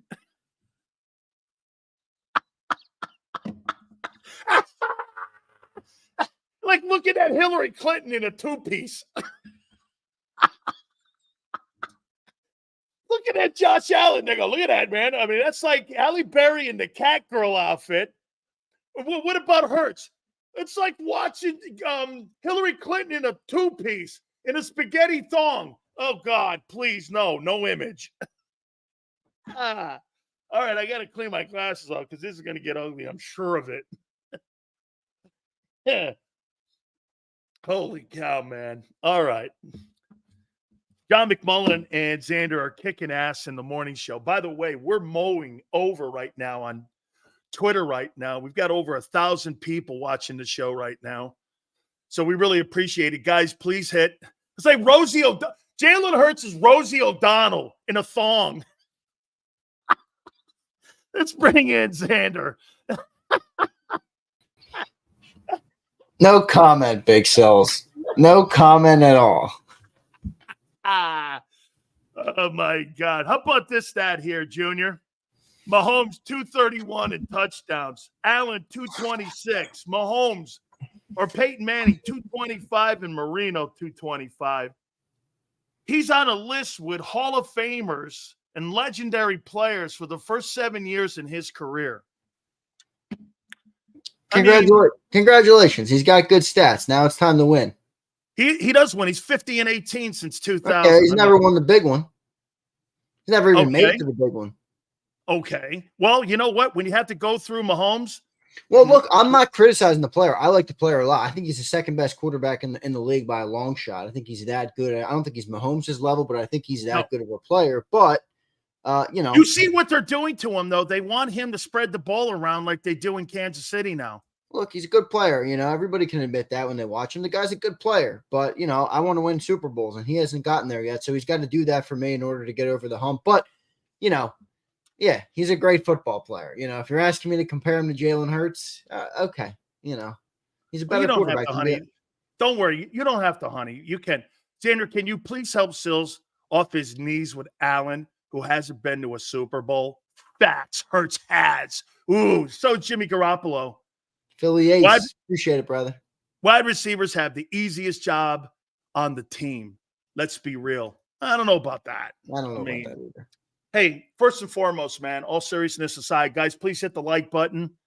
Just your takeaway on Tua first, because I know you were at Alabama when he was down there. Just your takeaway a little bit on what you saw last night, because it was hard to watch. Yeah, tough to watch, man. I like Tua a lot. Part of me is a little bit jaded on him. I told this on Bird 365 this morning. Many don't know. I had 2 classes with Tua at Alabama. We sat right next to each other, and these were not big. These were not – wait, I'll get there. These were not big classes. These were 35, 40 people, isolated classes in the beginning of your college career. He's a very, very approachable guy. Very nice, very cool dude. I had many conversations with him. Honestly, I think he'd probably know my name. That's how many conversations we had, because we had back-to-back semesters, and he was kind of like, hey, man, you again. Cool. No, he's a great dude. Obviously, I watched him win a national championship with Alabama as well. So I hate to see it, but the whole concussion thing, I really don't want to comment on it, because look, what am I going to do? Tell the guy to retire? What am I going to do? Tell him not to retire? I don't freaking know. Tua's got to make that decision. I don't know. It sucks to watch. I remember, the game a couple of years ago when he got hit hard behind the line of scrimmage, and his hands so I almost puked that night after watching that, because I love football. There's nothing I hate more than watching head injuries. I despise it. I just can't do it. I can't stomach it. So watching that really sucked. And you see it last night. It was a little bit more stomachable last night, the way he got hit. But, I hope he does what's best for himself. I told you before the show, I'm like, and the other thing is, I get what you said at the top of the show. Like, when you work your whole life for something, and many men, I'm sure, can understand this in the chat, many women too, but, you dedicate your entire life, your entire being to something, in a way, you're willing to die for it. Yep, and that's how some people feel. And, they can criticize you for your thought process. It's easy to say, hey, man, you got your money, retire and hang them up. Tua might not be feeling that. And that's why I'd say, look, let him make his decision. I think he should get some good medical people, which I'm sure he'll get to weigh in, on where he's at. You don't want to become a vegetable later in your life. I think he's probably pretty close to that. But, it was tough to watch, man. It really was. It's tough to watch. I think the guy, he's a great guy. He hasn't been a great quarterback in the NFL. Now he got the big bag of money, so that might change his decision making. But right now, I'm just feeling for the player. Hopefully, he's healthy. Hopefully, he can live a long life. I know he's a faith-filled man, which I respect a lot. So I'm sure he wants kids. I'm sure he wants a family. I'm sure he wants all of those things in the future. He comes from a phenomenal family, by the way. His roots are great. So up to the player, man. I'd let the player make the decision, but definitely he's in a tough spot. 4 concussions now. Definitely a tough spot for him. I'll say one thing to It's you. a good point pipe by JM too. Ask a tradesman who sacrificed their body for a career if they regret it. They do, JM. But these are guys that do it for a lot less than multiple millions of dollars than NFL guys. It's a little bit of a different. And some tradesmen do put their life on the line without making millions of dollars. That just goes to show you that certain men will do anything to provide for their family. Tua has provided. So we'll see. We'll see what ends up happening. But like I said, right now I'm feeling for the player. Hopefully he sits through it and can make the right decision for himself. Hey, JM, how many plumbers do you know put guns in their chest and in their mouth because they sacrificed their brains going out there and playing? I know about 6 of them. Andre Waters, he's Junior Seau, Mike Webster.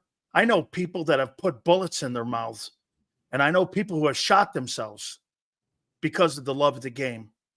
I don't know carpenters doing that. So when you say sacrifice, okay, I get what you're saying about a guy getting up, but I know Junior Seau went into a room by himself, turned the lights out, and didn't. You know why he didn't shoot himself in the mouth? He shot himself in the chest because he wanted doctors to operate on his brain. Okay, so let's understand a little bit what these guys go through mentally with CTE. Okay, I mean, a little different than a carpenter. Okay, so let's move off that.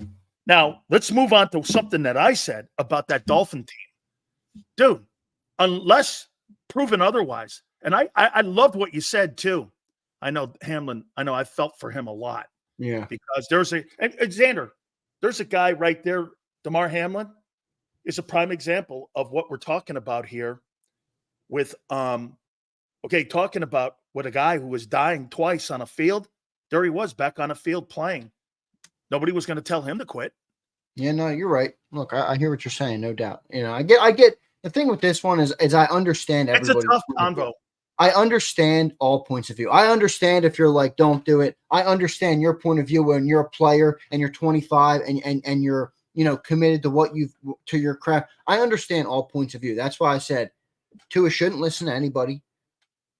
Get with your family, get with a good doctor, get with a coach that you trust. I heard Nick Saban speak about it today. He spoke about it from a medical perspective. Just get with the doctor, have good insight from them and make the decision for himself. I'm not going to speak for him on what he should do, no doubt.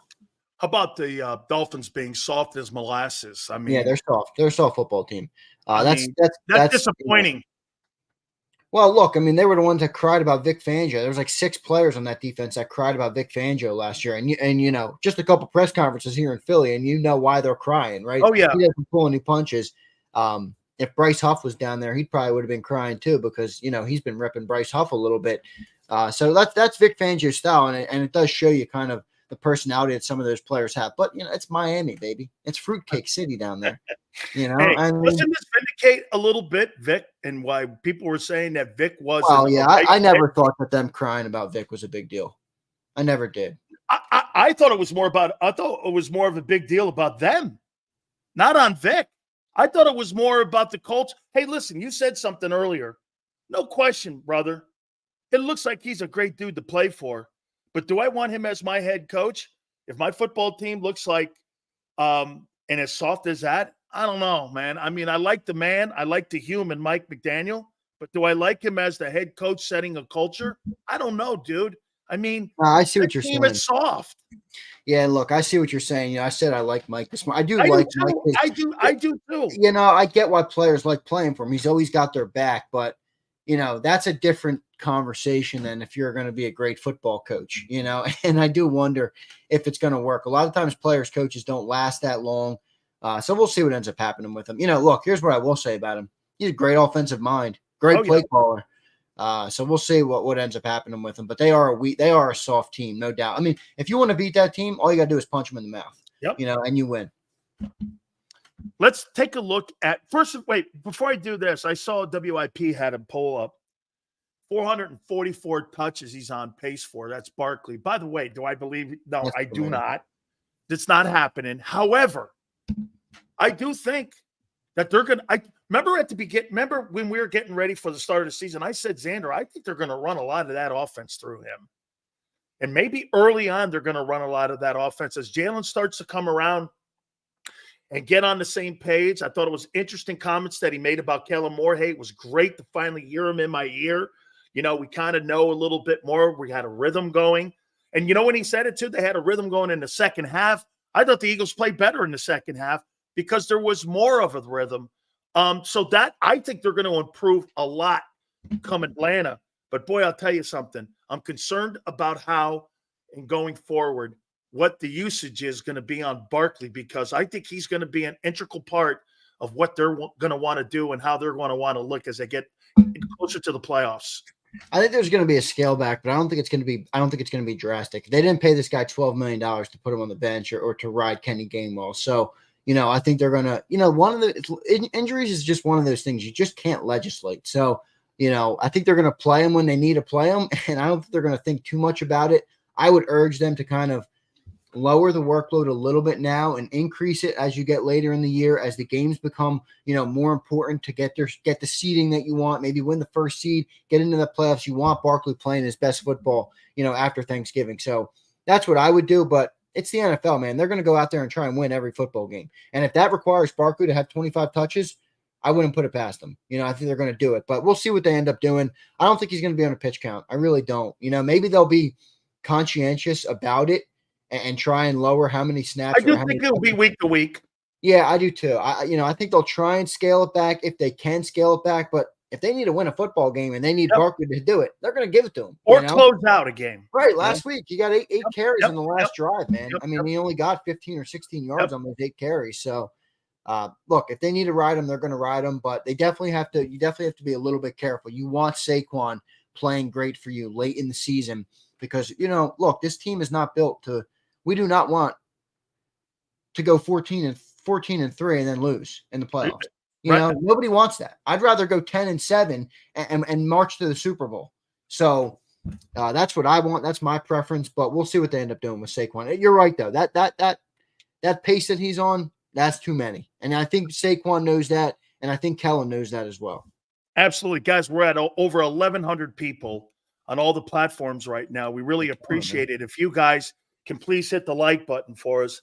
A great day of Football Friday. It's pretty cool right now, Xander. Over 1,100 folks. Yeah, a lot of people on Twitter. Good stuff from everybody around. Good stuff, everybody. We really appreciate it here. I want to go through a little bit more of what I think has to happen against Atlanta on Monday and how you have to pick up your effort that you had against Green Bay. And I'm going to start with Bryce Huff here. The dude has got to get pressure, in my opinion. Look, they got Matthews, who's a good left tackle. You know what I would do if I was Vic?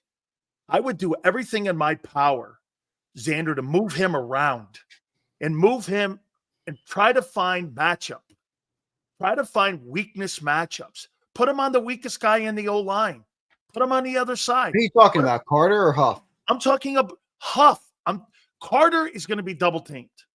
He's going to be double teamed. Carter's going to be double teamed, but even with the double team, that he could create some problems for them. I really think Davis so. is going to be on. Right.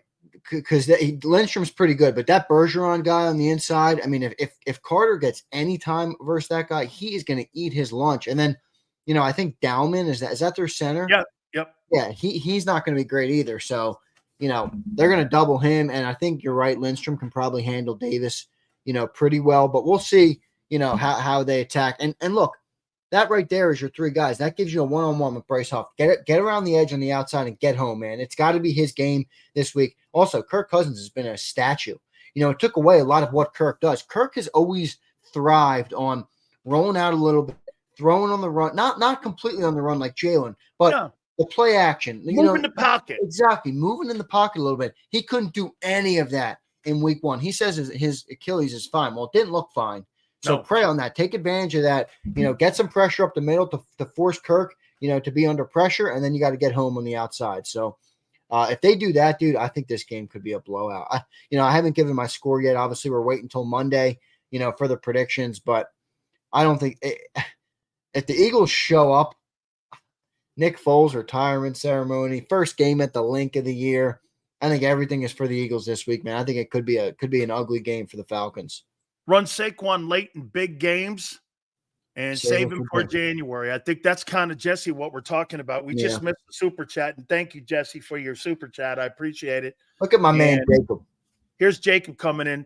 Don't worry, Sills. We'll clinch home field advantage when we start 13-0. Hold on. Let me clean my Eagle glasses off here. Hold on here for a second. I'm cleaning them off here. Here we go. 13-0, baby. He's going to rest the final games. There you go, Jacob. Spoken like a true Eagle homer. Barkley reminds me of Priest Holmes. Priest Holmes is good, dude. They said only 2 quarterbacks had 300 yards because the defense. I thought he was talking about Mark Holmes, and he was calling him Priest Holmes for all his good works. I don't even know Priest Holmes. Priest Holmes is a really good running back, man. Yeah, He was. Okay. I misunderstood. Sorry, disciple. You know who he backed up? He backed up Ricky Williams at Texas. Those 2 dudes were crazy, insane good. He was a good back, Priest Holmes, man. He was. Huff was a demon for the Jets. We need him. We need that here. Nick, a demon on a 6-win team. And he didn't start ever. I told you, man, day 1. By the way, too, holy cow. I mean, dude, this guy does not look the part here. All right, let me move off. I've already killed that guy enough. I've already put a dagger in that guy. Well, he's got to be better, man. I mean, look, Nick, I appreciate it, but, and let me ask you, Sills, because I do have a question on it. He had 10 sacks last year. He was top 3 in pass rush win rate, pressure on the quarterback. I mean, he had some great numbers last year. He was up there with like Myles Garrett and Micah Parsons in terms of getting, pass rush win rate and all those things. And whatever, you might not factor that in, but I do think it matters a little bit. I do. How much does it change, though, when you go from the backup to now you're the paid guy? It does, right? Because now teams are game planning for you a little bit. They have some of your tape.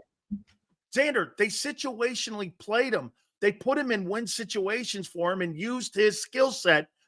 He was a 3rd down guy. He didn't have to worry about stopping the run. He didn't have to worry about covering anybody. You know what they did? They treated him like Reddick. Reddick, who I had a problem with, the same issues. Yeah, but if he gives us what Reddick gave us, we're going to be happy. We haven't even seen that. We haven't even seen that at all. Dude, that guy was first in the NFL in 3rd down sacks, tackles for losses, and he had 16 sacks in the regular season. I'm going to live with shitty tackling with that. Flexen's right. I mean, Flexen makes a good point. How was Huff a demon when he barely was on the field? I know he had 480 snaps. Don't demons have to impact the game? He never impacted a game, in my opinion. It is one game, though. I see Jack Straw in the chat. He's like, give the mother humpa a chance, man. One game. You're right. Look, Jack, you are right, but we haven't seen much from him. We didn't see anything in camp. We didn't see anything in the preseason, which if you don't factor it, that's fine for me because, the preseason is the preseason. But we haven't seen it yet. So if you can't get home on this Falcons team their tackles are pretty good. They're probably top 10 pair of tackles. But, you got to get home, man. You got to get home. So it's time for him to step up. You need the D-line this week, especially going up against Bijan Robinson, who's really a game-wrecking type of player, especially at this stage in his career. You need him to show up this week. I misspoke. He was great in a limited role. You're right, Nick. You're absolutely right. I thought he was really good in a limited role too. But like Xander said, dude, you guys criticized last year Josh Sweat for having the amount of reps he played because it took away his production. Look at the amount of reps that Bradbury had. He had 1501. It took his production away. Why wouldn't it take Bryce Huff's production away? You're right, Xander. It's 1 week. But I'll tell you what, it's been a month and a half. All I hear is Vic talking shit on him. I don't hear – have you ever heard him say one positive thing about Bryce Huff? Who, Vic? Yeah. No. No, not at all. Remember earlier in the I've summer, heard more about Jalen Hunt. yeah, like, well, he said earlier in the summer, oh, we'll see. And then, recently this week, he's like, well, he's got to separate himself. So he's not separated himself from a 35-year-old Brandon Graham and from a first-round draft pick of Nolan Smith, who's got like 1 sack or 2 sacks in 3 seasons or 2 seasons. I mean, Nolan Smith has done absolutely nothing. And you're telling me the $17 million man can't separate himself from Nolan Smith? Yeah, I mean, come on. Look what you did to Brandon Graham. This guy, Bryce Huff, is playing so fucking bad. Brandon Graham's even going, maybe I'll play another year. Brandon Graham, by the way, let's give some credit to Brandon Graham. Absolutely. I thought he played Brandon well. Graham still looks great. If you said Brandon Graham was a wasted roster spot, you are incorrect. Yes, absolutely. He continues to look good out there, and I think he's going to have a bigger role this year, but we'll see. Okay. This is going to be a key in this game on Monday. What do you do with Mitchell? I mean, tough matchup. But wait a minute. What do you do in the slot? Yeah, I think they might move him back to the slot. I think they're going to, and I think they're going to put. Now, here's my now. Look, Isaiah Rodgers on Drake London. I'm good with that. Okay, Quinyon Mitchell, Bijan Robinson, and Kyle Pitts. That's where I want him. I want him on the better players, don't you? Yeah, you do. But look, I don't think the numbers are. You're going to put Quinyon in the slot to get Isaiah Rodgers on the outside. Are going to threaten you on Monday, or do you think the seam, and the hash marks are going to threaten you more with the poor linebacker play and with the kind of players that Atlanta has, a pass catching tight end and also a running back who had 60 catches a year ago? I mean, I think I need him in that slot going against those two dudes. Putting him out wide against Drake London, I think Isaiah or Keely Ringo can cover that. Yeah, I mean, we'll see. I don't know what they're going to do. They might put Isaiah on the outside. I don't love that. I'd rather keep Quinyon on the outside, and maybe it's time to get Cooper DeJean up and ready in the slot. I don't know. Maybe that's a risk too. I think either way you slice it, you're not in your ideal defense in week 2, but we'll see. I mean, people are high on Isaiah Rodgers, but we'll see. I mean, we'll see what he's going to be. I mean, he's not a physical guy. He's not my type of corner at all. He's a small dude. He's undersized. You're talking about, Drake London. That's a pretty big wide receiver. They got some guys. So, but he's their third dude. Yeah, he is. I mean, I think Cooper DeJean is going to be their third dude though soon. Here's my problem again is that, okay, so I'm going to put Quinyon out there on half the field on the other side. I got Slay on the other side. The entire middle of the field is wide open with poor tackling linebackers and with safeties that are going to have to really be in a slot that's going to. So are you going to put Avonte Maddox in the slot to cover Kyle Pitts? Look, I came into the season. I'm like, hey, Avonte Maddox's problem has never been ability, but boy, he looked terrible. So did Gardner Johnson. Is by the way, is Gardner Johnson available for this game Monday? Yeah, he'll be available. But I went back and watched the All-22, and I also rewatched the condensed version of the game. It's not the third time I've watched it. Gardner Johnson had some really bad plays, but he also did have some good plays where he brought physicality. So I think that's kind of what you get with a player like him. He goes for the big play. Sometimes he misses, but he will make some splash plays. So I think that's what you're going to get with Gardner Johnson. I originally said I was very disappointed in his performance. It was okay. It wasn't great, but it wasn't as bad as I thought it was. So Reed Blankenship was the player of the secondary, though, in week 1. He played phenomenal. So we'll see what they end up doing with everybody. But Gardner Johnson's got to be better. Avonte Maddox has to be better. If he's going to be out there, he's got to be better. He got picked on all game versus the Packers. Jordan Love was just going to him. So we'll see what they end up doing. I just don't love putting Quinyon in the slot, man. I really don't. I mean, you draft a bona fide corner who looks like he can be the outside guy, and you're going to move him into the slot. I just don't love it. There's a reason they practiced him there. Well, yeah, because that was the setup in camp, especially when he came in and, Cooper was hurt. So all those different variables put him in the slot. But Isaiah would have started Green Bay if he didn't hurt his foot or his hand. Isaiah won't play in the slot, though. He said it on the show he was on. He was on, I think, the Philly Special Show on YouTube. He said it. He's not a slot guy. So, I'm not as high on Isaiah Rodgers as everybody else in Eagle Nation is. I'm just not. I haven't seen it yet. We'll see. I mean, he's very non-physical. He's not a great tackler, so he's a good coverage guy. You know, if you're good with a good coverage guy out there, that gives you two good coverage guys in Slay and Isaiah Rodgers, who aren't physical corners. And Slay, you can understand, he's 34. He's not going to be the most physical guy on the team anymore. But I don't know. I think that makes you a little bit weak in the secondary, man, in terms of physicality. And I don't know if you want that. You think the ultimate wet dream for the Eagles in their future, what they want, is Quinyon Mitchell at one corner, Keely Ringo at the other corner.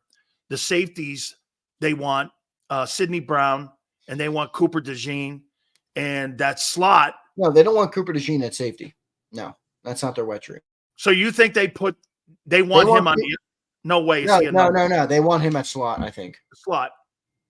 I think so Reed and Sidney at the safeties, and then Cooper in the slot, and then Ringo at the other to replace Slay. That's what they're looking at. I think future. I think that could be a look at your future, yes. And I'd be pretty happy with that. Sidney Brown, I mean, he got hurt last year, obviously, at the end of the season, but he had a pretty good rookie campaign. He's a physical guy. So we'll see how long CJ Gardner-Johnson's here, but, probably 2 years, and then he'll be gone. But, Reed Blankenship is a player they like. We'll see. He's got, I think, next year he's under contract now because they bought out that undrafted free agent. So we'll see. But I do think that's probably their, as you worded it, their wet dream. Sills, is Vic blitzing his inside backers more to open up Carter? I guess my question is, does inside blitzes prevent teams from doubling a defensive tackle? Yeah, but that's a risk because if you blitz your linebackers, guess what? That means that your other linebacker and your safeties, they have to play up more, and they play too high safety, RTF.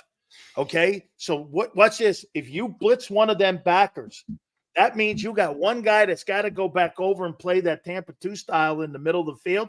Who is that guy? N'Kobe? You can have one guy covering the middle of the seam with a guy like Bijan coming across the middle with two high safety and corners that play 10 yards off the ball. You better be right on your blitzing. I mean, but they're going to have to. RTF, they're going to have to manufacture pressure because what I saw in that game, I didn't see enough pressure, and I didn't think Green Bay played well offensively. They were all over the board. I didn't think Love played exceptionally great. How about the fact that they're thinking of playing him this weekend, which is absolutely insane. Who, Jordan Love? Yeah, they're talking about. Wow, is that the update on him? I didn't even see that. Dude, I'd like to know I'd like to know what he's listed on with the injury list because Matt LaFleur, maybe he was just playing a game on Wednesday. Ian Rappaport, who, I agree. He says that he thinks he's going to miss a couple weeks. Okay, because LaFleur said Wednesday he's not ruled out.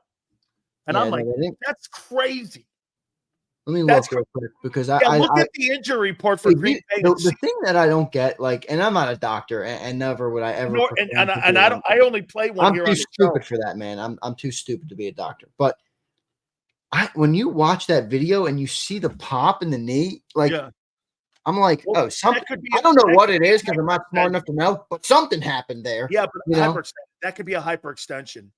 Okay, right. Which I guess could be a quick turnaround. I don't know. They already, JM says they already said Willis is starting. I don't know. JM, you got your panties in a bunch this week, brother. You might need to take the rest of the show off. He's been shitting on us for 25 minutes straight. He writes me a soliloquy earlier in the week about how I need to fire Sileo. Come on, JM. Take a deep breath, big guy, and just enjoy it. And folks, know this. JM's here 4 hours, which is he writes a soliloquy like he's the Unabomber, and then he tells everybody how I should be fired. And then he turns around and he goes like that. By the way, 1,200 people in the show. I guess it's not working, JM. So, Xander, let's move on here to the next one here. Let's go here for Atlanta here. There's no question. You're going to have to be better tackling in this whole scenario here on Monday, too. And do you think that improves with a football team that has a stationary quarterback? I think that improves their tackling a little. I think they're going to improve a lot. Xander, Nick said something right. The biggest improvement you see is from week 1 to week 2. I think you're going to see improvement with Jalen, and I think you're going to see the defense improve even more. John thought that they would be better. I didn't. I was actually happy with their performance. Yeah, look, I think the one thing I will say about this defense is if they can get it going, they could be really good, man. I mean, you talked about it all offseason, how it's all potential. Well, now you started to see it. And I thought, it wasn't perfect in week 1, but Quinyon Mitchell looked pretty good. Zach Bond is a surprise at linebacker. Nakobe Dean wasn't burnt toast. I mean, he wasn't great. I'm not saying he was great, but can he be middle of the pack? That's an upgrade at linebacker. That's all you need. Exactly. That's all you need from him, especially if you have Zach Bond, who, by the way, Stills, you got to rewatch that game. He was everywhere, dude. Like, it didn't just look like a one-off. Now, maybe it will be. I'm not sure yet on Zach Bond, but he was everywhere in that game, dude. It was unbelievable to watch. I watched last night. I was watching the All-22, and I kept just rewatching. I'm like, I'm just going to watch Zach Bond in this play. The guy was a missile. He was flying everywhere. So if you get that from him consistently, you're not going to get 15 tackles and 2 sacks. But Xander, I will drink breast milk on this program.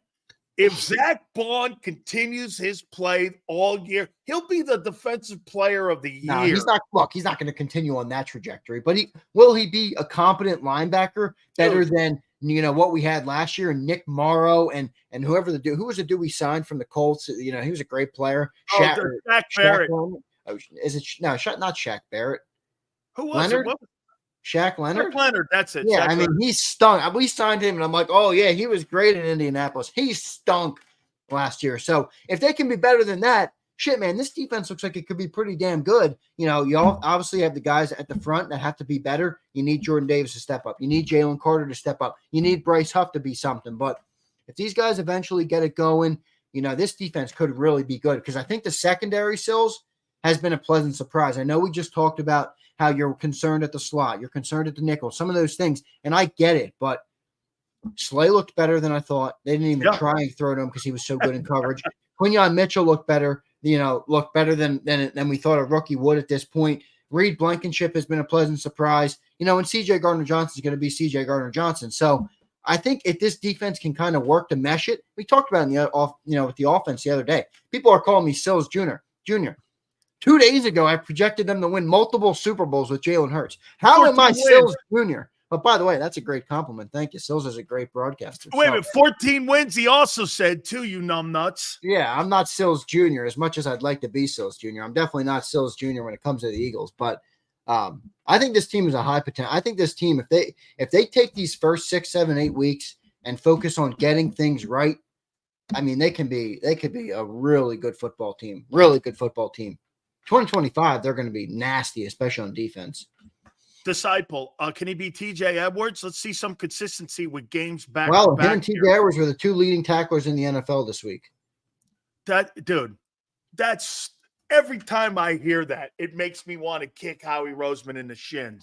Yeah, but look, that would have sucked if we didn't have an Eagle on that list. But all of a sudden, Zach Bond shows up, and it makes it a little easier to stomach. You're like, all right, at least we got Zach Bond. Look, I could take it. There's TJ. And wait a minute. Okay, you're right. They won that football game against Tennessee last week because of TJ Edwards and that defense. We missed the super chat here, Xander, if we can pull it up after Disciple here. Who's breast milk? No comment. No, Similac, jackass. Come on, Brian. Yeah, all right. Anyway, here's the next one. Micaiah Becton played well in that Green Bay game. He's got his hands full this week with this guy, Jarrett, that's going to be in front of him. He's a pretty good football player, but I'll tell you something about Micaiah Becton. You start putting these games together, another decision you're going to have to make that's going to be pretty difficult at the end of the year. It's a decision that's really cool, but I'll tell you, man, I didn't think he played poorly. I thought he was really good in that game against Green Bay. He kept the guy in front of him. He never gave up pressure in Jalen's lap. I mean, he really played well. He played against some pretty good players that were there. I mean, he's got another game where he's going to have to be on his hands and he's going to have to be on his toes for, because this guy's a pretty good player, this Jarrett kid. So I'll tell you, man, I've been pretty impressed with Micaiah Becton's transition over to guard. Yeah, I think he's going to have his first real test this week. Yeah, absolutely. With Jarrett. And, the field was a problem for both defensive lines last week. Maybe that has something to do with it. So we're going to see. Micaiah Becton does look pretty good, though.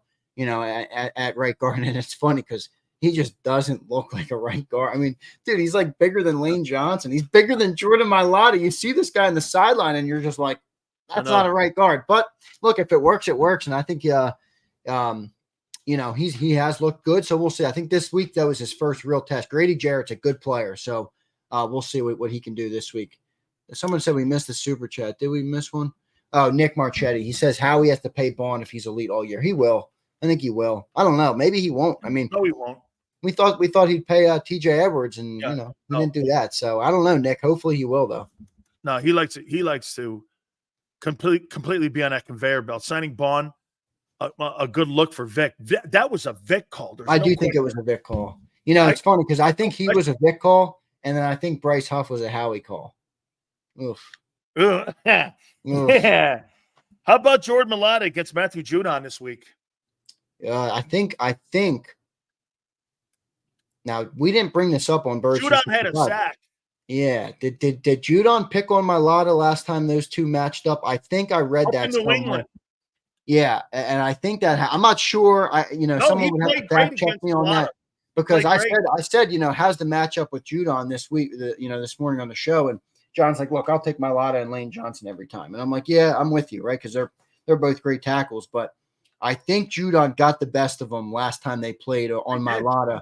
And here's the thing about Mailata, and when you're going up against a guy like Judon is a vet who's been in the league a long time. So as good as Jordan Mailata is, he's only been playing the game so long. There are things that a seasoned edge rusher like Judon might be able to pick up on that other guys wouldn't, guys like Bryce Huff, who were just, relying on their speed and athleticism to get around the edge. Judon might see some things there with Mailata that he could pick on. I'm not saying he's gonna. I'm just wondering, if a seasoned guy like Judon isn't against Pittsburgh. He looked great. Yeah, he did. He's still a good player. He's and Atlanta needed a pass rusher, so they got him now in Judon. So we'll see. I'm gonna lean Eagles though. I think they should be able to handle him. Because remember something. Wasn't anything Pittsburgh did. What'd they have? 4 field goals in that game against that Atlanta defense? The Atlanta defense. And again, I mean, Justin Fields is not going to threaten anybody. I mean, this guy refuses to throw across the middle. Justin Fields is atrocious. Atrocious at throwing the ball. Terrible. Is unwatchable. He's an unwatchable quarterback. That's how I feel about Justin Fields. Yeah, so, take it with a grain of salt, but we'll see. You made the comment, Carter versus Bergeron. That should be an advantage. Now, I think Atlanta's got a better offensive line in Green Bay. And that didn't – now, again, could it have been the field? Is Josh Jacobs better than Bijan? I think Josh Jacobs is a better north and south runner than Bijan is right now. I think Bijan is more of a dual threat guy because, Josh Jacobs was killing that defense, dude.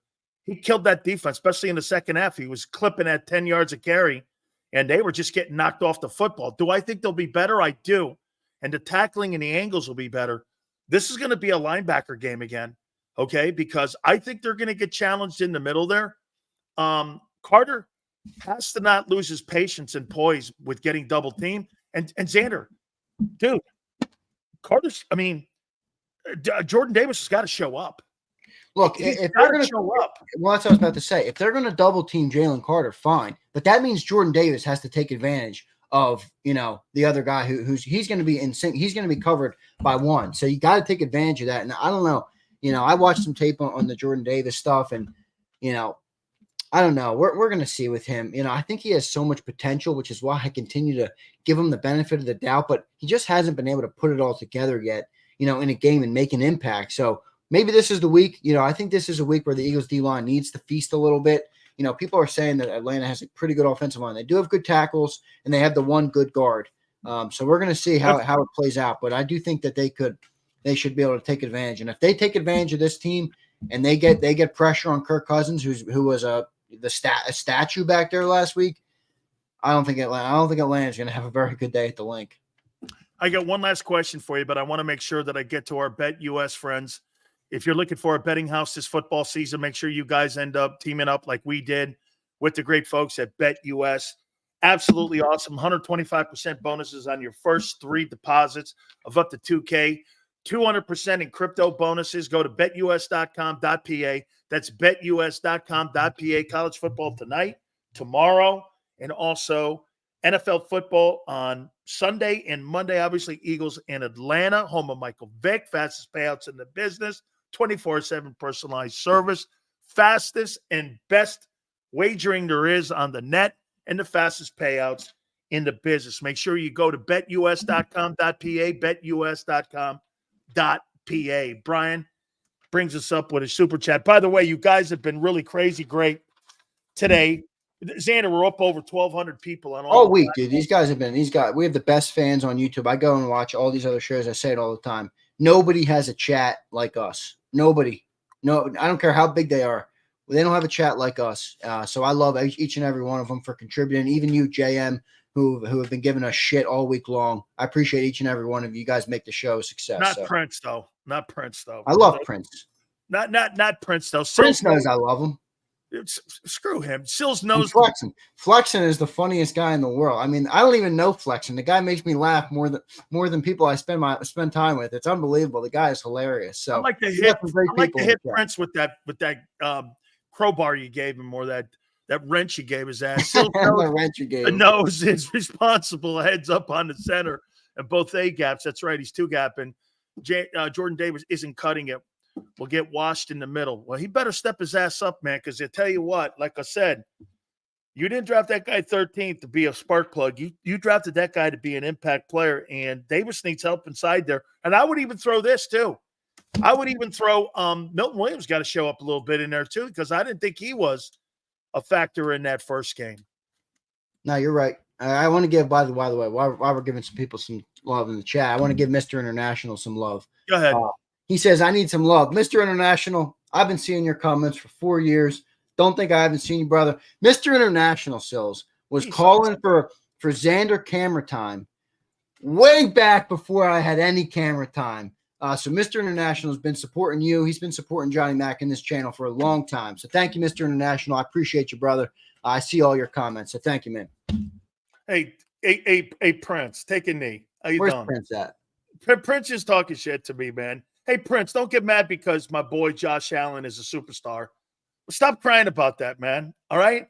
Akbar, so you gotta catch my segment with Akbar last week. Hopefully I get Akbar on again. Was he drinking? Akbar, maybe just a couple less brewskis, a couple less J's to the face. Whatever you had last week, you can come back on. Maybe just tone it back 10%, Akbar. They got me off the booze. Come on, they can get you, Akbar, off the booze. I don't know, man. Akbar was in his man cave. He was crushing it last week. So good stuff from everybody, man. Here's the worst guy in the chat right here. No, Prince is a legend. All right, whatever, man. Hey, by the way, real quick, last one here for you. You think your boys go up to Wisconsin? Pretty tough place to go up to and win. I'm talking about Bama. Bama. Yeah, I think it'll be a good game, man. Like you, I'm a Bama guy, obviously through and through. I went to the school, paid a lot of money to go to the school, so I think my fandom is warranted for anybody that wants to call me a front runner. I don't know, man. Look, you don't replace Nick Saban. So I thought they struggled in the first half. They did. I watched the whole game. I'm watching it. I'm like, we're not going to lose our first game. Who was it? Western Kentucky or whoever the hell we were? USF. Yeah, USF. So I'm like, so we'll see on DeBoer. I like him, but we'll see. The jury's still out on him. So I think we play Georgia coming up soon in a couple of weeks. So he's got some big tests. We'll see what he's able to do with the Crimson Tide. We'll see.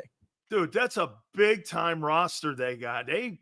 I got everybody at USF going, Sills, are you watching this? Like, it's 60 minutes, juniors. Yeah, hang in there now. They ended up beating them pretty bad by the end, but still, Yeah, I was like, first half, that thing was a game. You don't replace Sills, the greatest college football coach to ever grace the planet.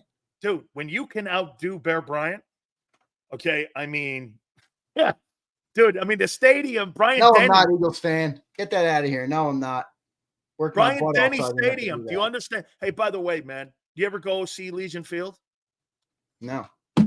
I played at Legion Field where they played for a long time before they had the Tuscaloosa thing.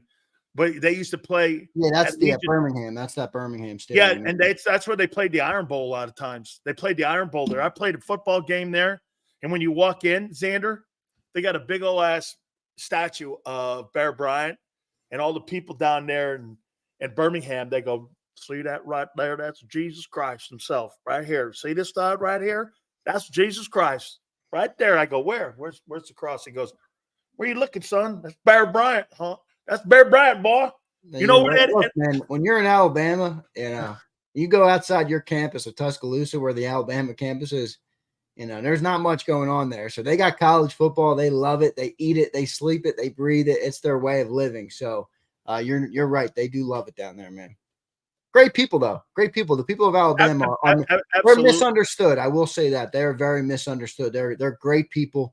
There's a lot of dumb stereotypes out there around about some of them may be a little true, but they're good people. They are. They're really good. They're good folks. They're good folks. Unlike One Nut Prince. I mean, unlike One Nut Prince. Prince, don't worry about it, sweet doggy. I love you, princess. We're all good, honey. Xander, great stuff. Can't wait for hey folks. By the way, don't forget about our pre and post game show on Monday. We appreciate everybody. Please hit the like button. Jason Cole's going to join us. He's down there in Miami, so I'm sure there's a lot of conversation going on about Tua and what to do next and what should the Dolphins do. One last thing on that here, Xander. Do you think there should be a protocol in the league that allows teams that if you sign a contract with a player like that, when you have a catastrophic injury like that, that allows you out of a contract like that? No. Because that now you're going to put everything on the player who these league owners I'm not saying void his contract. Everybody knows the risks that are associated with this game. If you're going to sign that dotted line, that player deserves that money. So I'm never going to say that there should be an out for an injury. Why? So we could let the owners get off the hook, let the players go out with a catastrophic injury with nothing to show for it, and the owner can skate free with another $100 million in his pocket.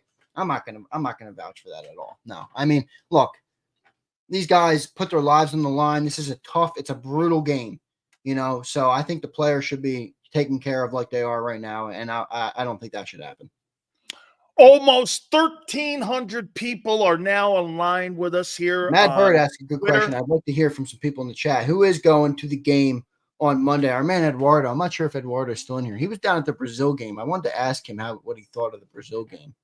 Hey, Xander, is there a waiting list for those Eagle fans to get season tickets? Yeah, I think so. Is there?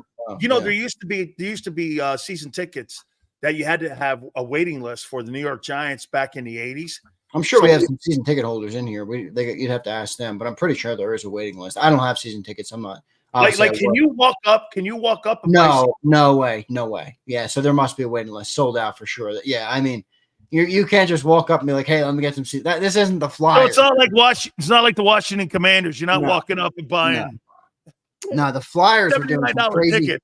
The Flyers are doing a lot of crazy promotions in the last couple of years, trying to get some season ticket holders. I know that the Phillies were too before they got good in the last couple of years. So, there's Eduardo. He checked in. It was like a playoff game, Xander. The only thing that Brazilians were booing both teams. Yeah, Brazilians don't know football, man. They don't understand it. They're like, where's soccer? Put ball in net. That's it. That's all they know. And great-looking chicks. I'll say that too. Absolutely. Hit the like button. Xander, great stuff, my friend. We will catch you. Are you doing anything over the weekend? No, probably going to have the weekend off. I might do a solo on the weekend if something warrants it. But other than that, we're going to have some clips up from the shows. I'll post out some National Football Show clips. I'll post out some other Birds 365 clips that didn't make it during the week. So I'll post them out. But other than that, nothing live, no live shows during the weekend. But we will have some content going as we always do. Hit the like button. Xander, thank you so much, my friend. We'll catch you Monday on Birds 365 pre- and post-game show. Also, as the Birds will be in action Monday night at Lincoln Financial versus the Falcons. Thank you, brother. Thank you, guys. Thanks, everybody in the chat. Appreciate all you guys. Guys are awesome. We're going to have Jason Cole. We're going to talk to him nationally about the national games this weekend. We'll get his thoughts on Tagovailoa. Please hit the like button. Over 1,200 people in here, guys. Guys are killing it. Also, the legendary Philly Godfather at 5:30. Hit the like button. Keep it here, National Football Show. He's Blocked well and tries to cut through the middle. Oh! Your gut says Miami is going to win, and you should take the over. Your gut also said your NFT selfies would only go up in value. They didn't. But your head is on Sports Grid and knows the QB is in concussion protocol. The backup has a 45 QBR against the zone coverage. The New York D has the most sacks in the league. So yeah, trust your head. It's smarter to be on Sports Grid.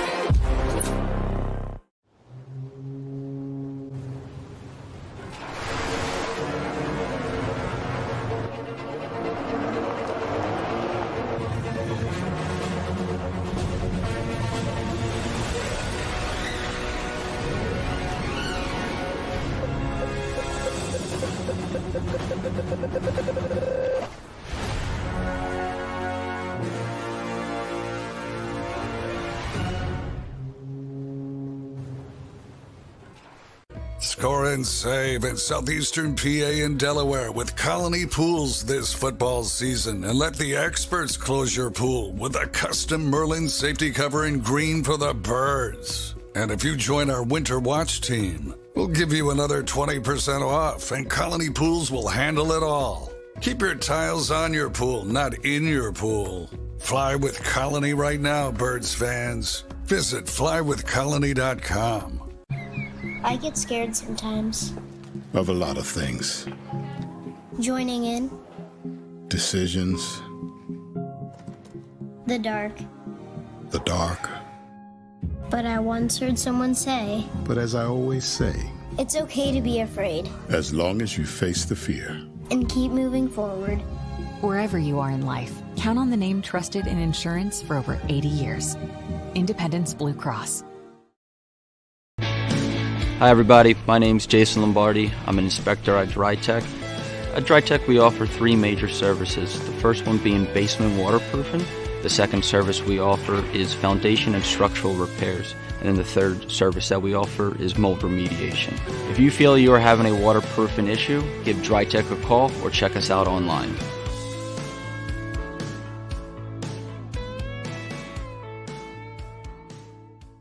Heading down the shore.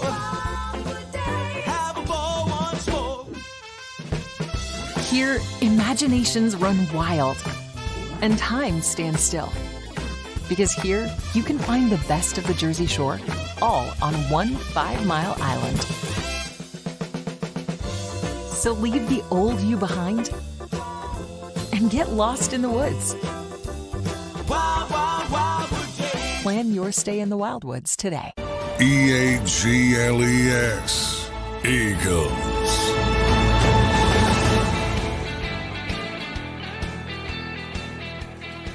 Big Stills, by the way, over 1,200 folks on all platforms.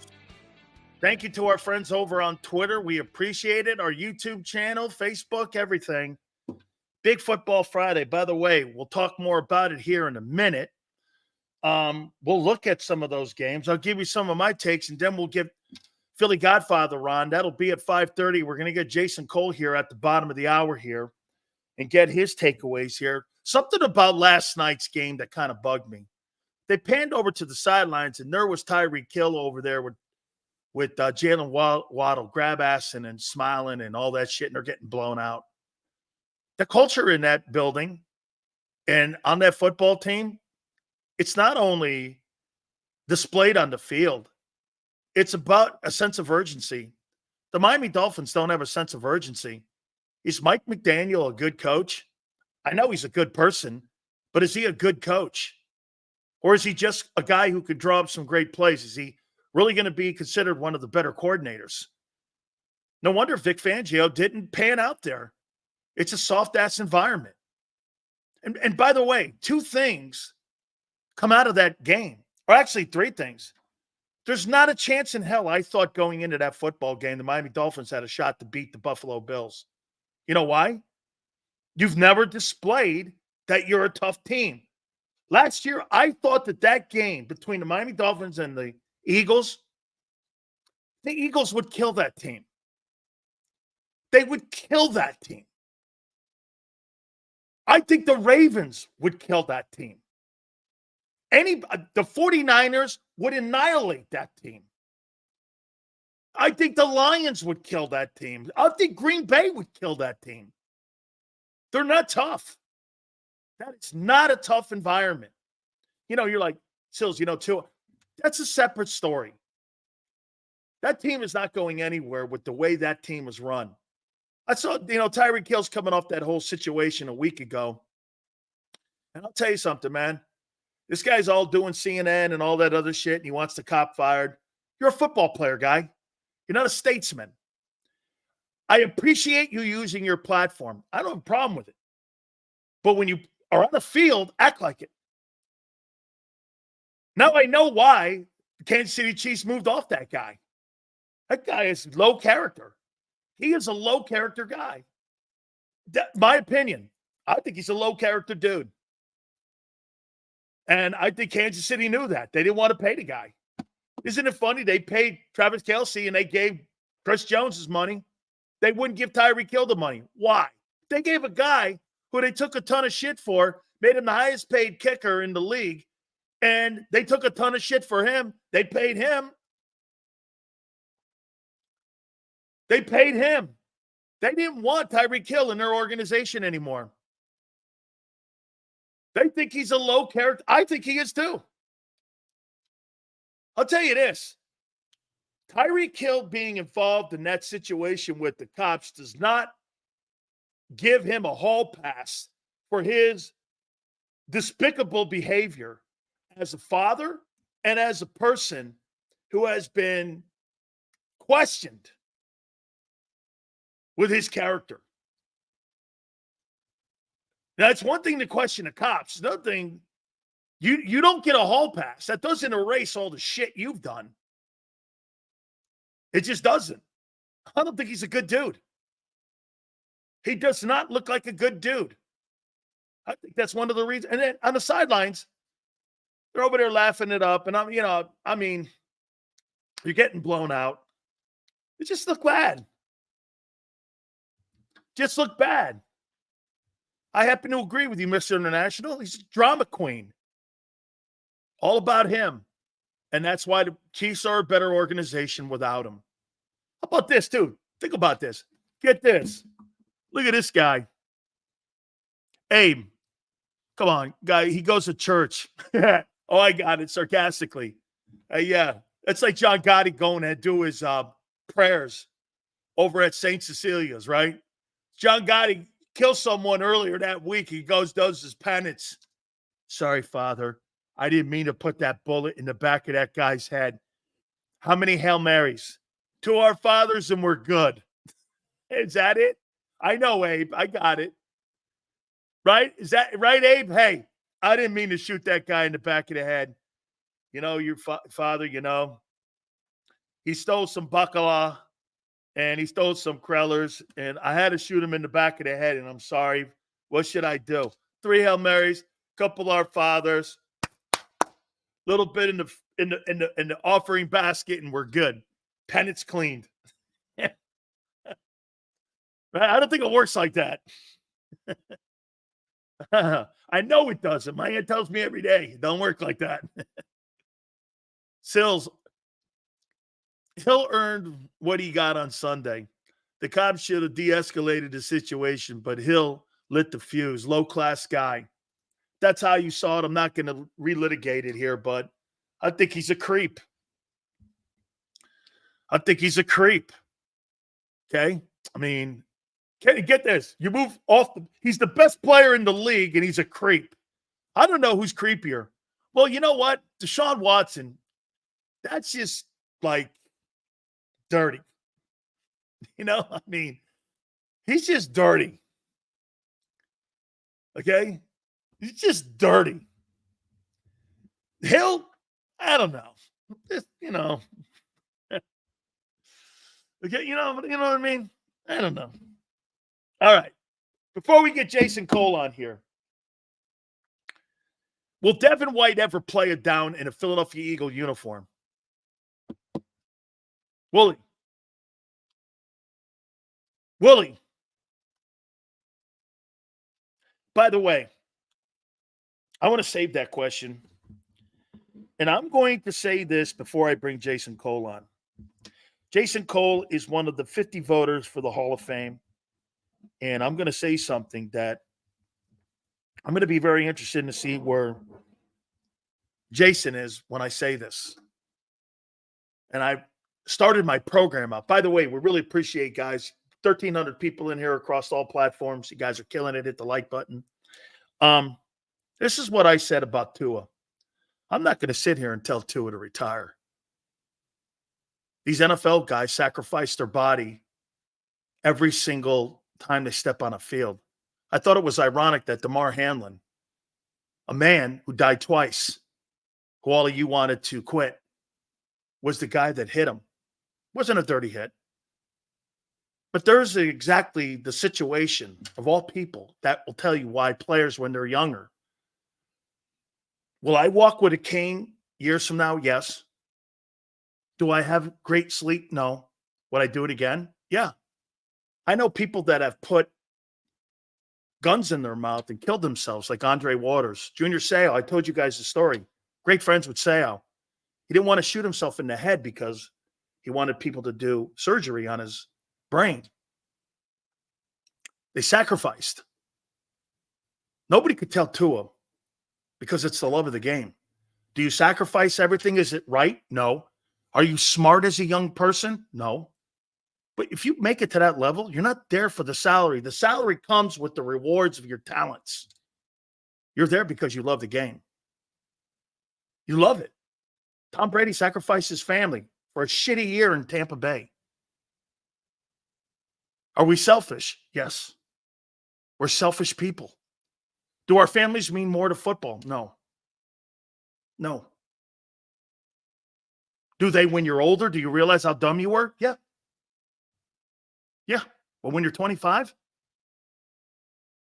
you don't see that. Jason Cole's been covering these men. I'll be very interested to see what he has to say because that was hard to watch last night. Tua's career has been hard to watch. Let's bring in Jason and get his takeaway. Jace, I mean, I'm hearing all these pundits now like, he needs a only one guy's going to make that call. That's going to be the player because it's a player decision. Or do you think it should be taken out of the player's hand? It should be. No, it's between the player and the doctor. Now, there are teams that can sit there.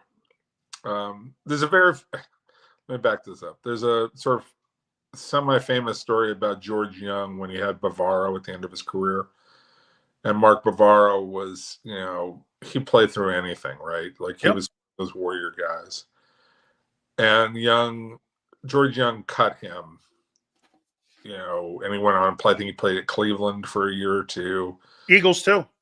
Yeah. And George Young said, I don't want to be the one who's responsible for him being, in a wheelchair.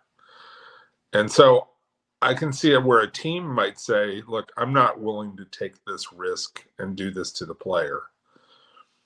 And that's the team's choice. And, and part of that is, right now, if you're the Dolphins, can you reasonably say that you can build a contending team if you don't know that your quarterback is going to be there on a week in and week out basis? Jason, that's a different conversation, and you're right. Correct. That right there. But for me to believe that the organization gives a shit about the player's health, I don't believe that. No. I'm not saying, but I believe what you said, the latter. Can you build a team? And I think this is why Brian Flores, because of last night, didn't want him as the quarterback of that team. I think Flores he just didn't like him as a player. It had nothing to do with concussions. That's Flores is a different thing. But I mean, you have to think about that. I think some teams do take the health of a player into consideration, depending on the team and how comfortable they are, and most don't. They're just like, does the player want to play or not? And, yeah, right. And ultimately, that's what it is. It is because it is the player's choice. There was another player, not Damar Hamlin, but there was another player who had a heart problem, had a heart murmur, and I think he played for the Giants or the Eagles for a brief period of time. And teams were unwilling to sign him because they didn't want to take the risk that was associated with a guy who had a heart problem who, might die in the field. and they didn't want to deal with that. And that's more of a financial consideration than it is a humanistic one. But there's a little humanity to it as well. But to get back to your basic question, this is a Tua decision, whether he wants to continue or not.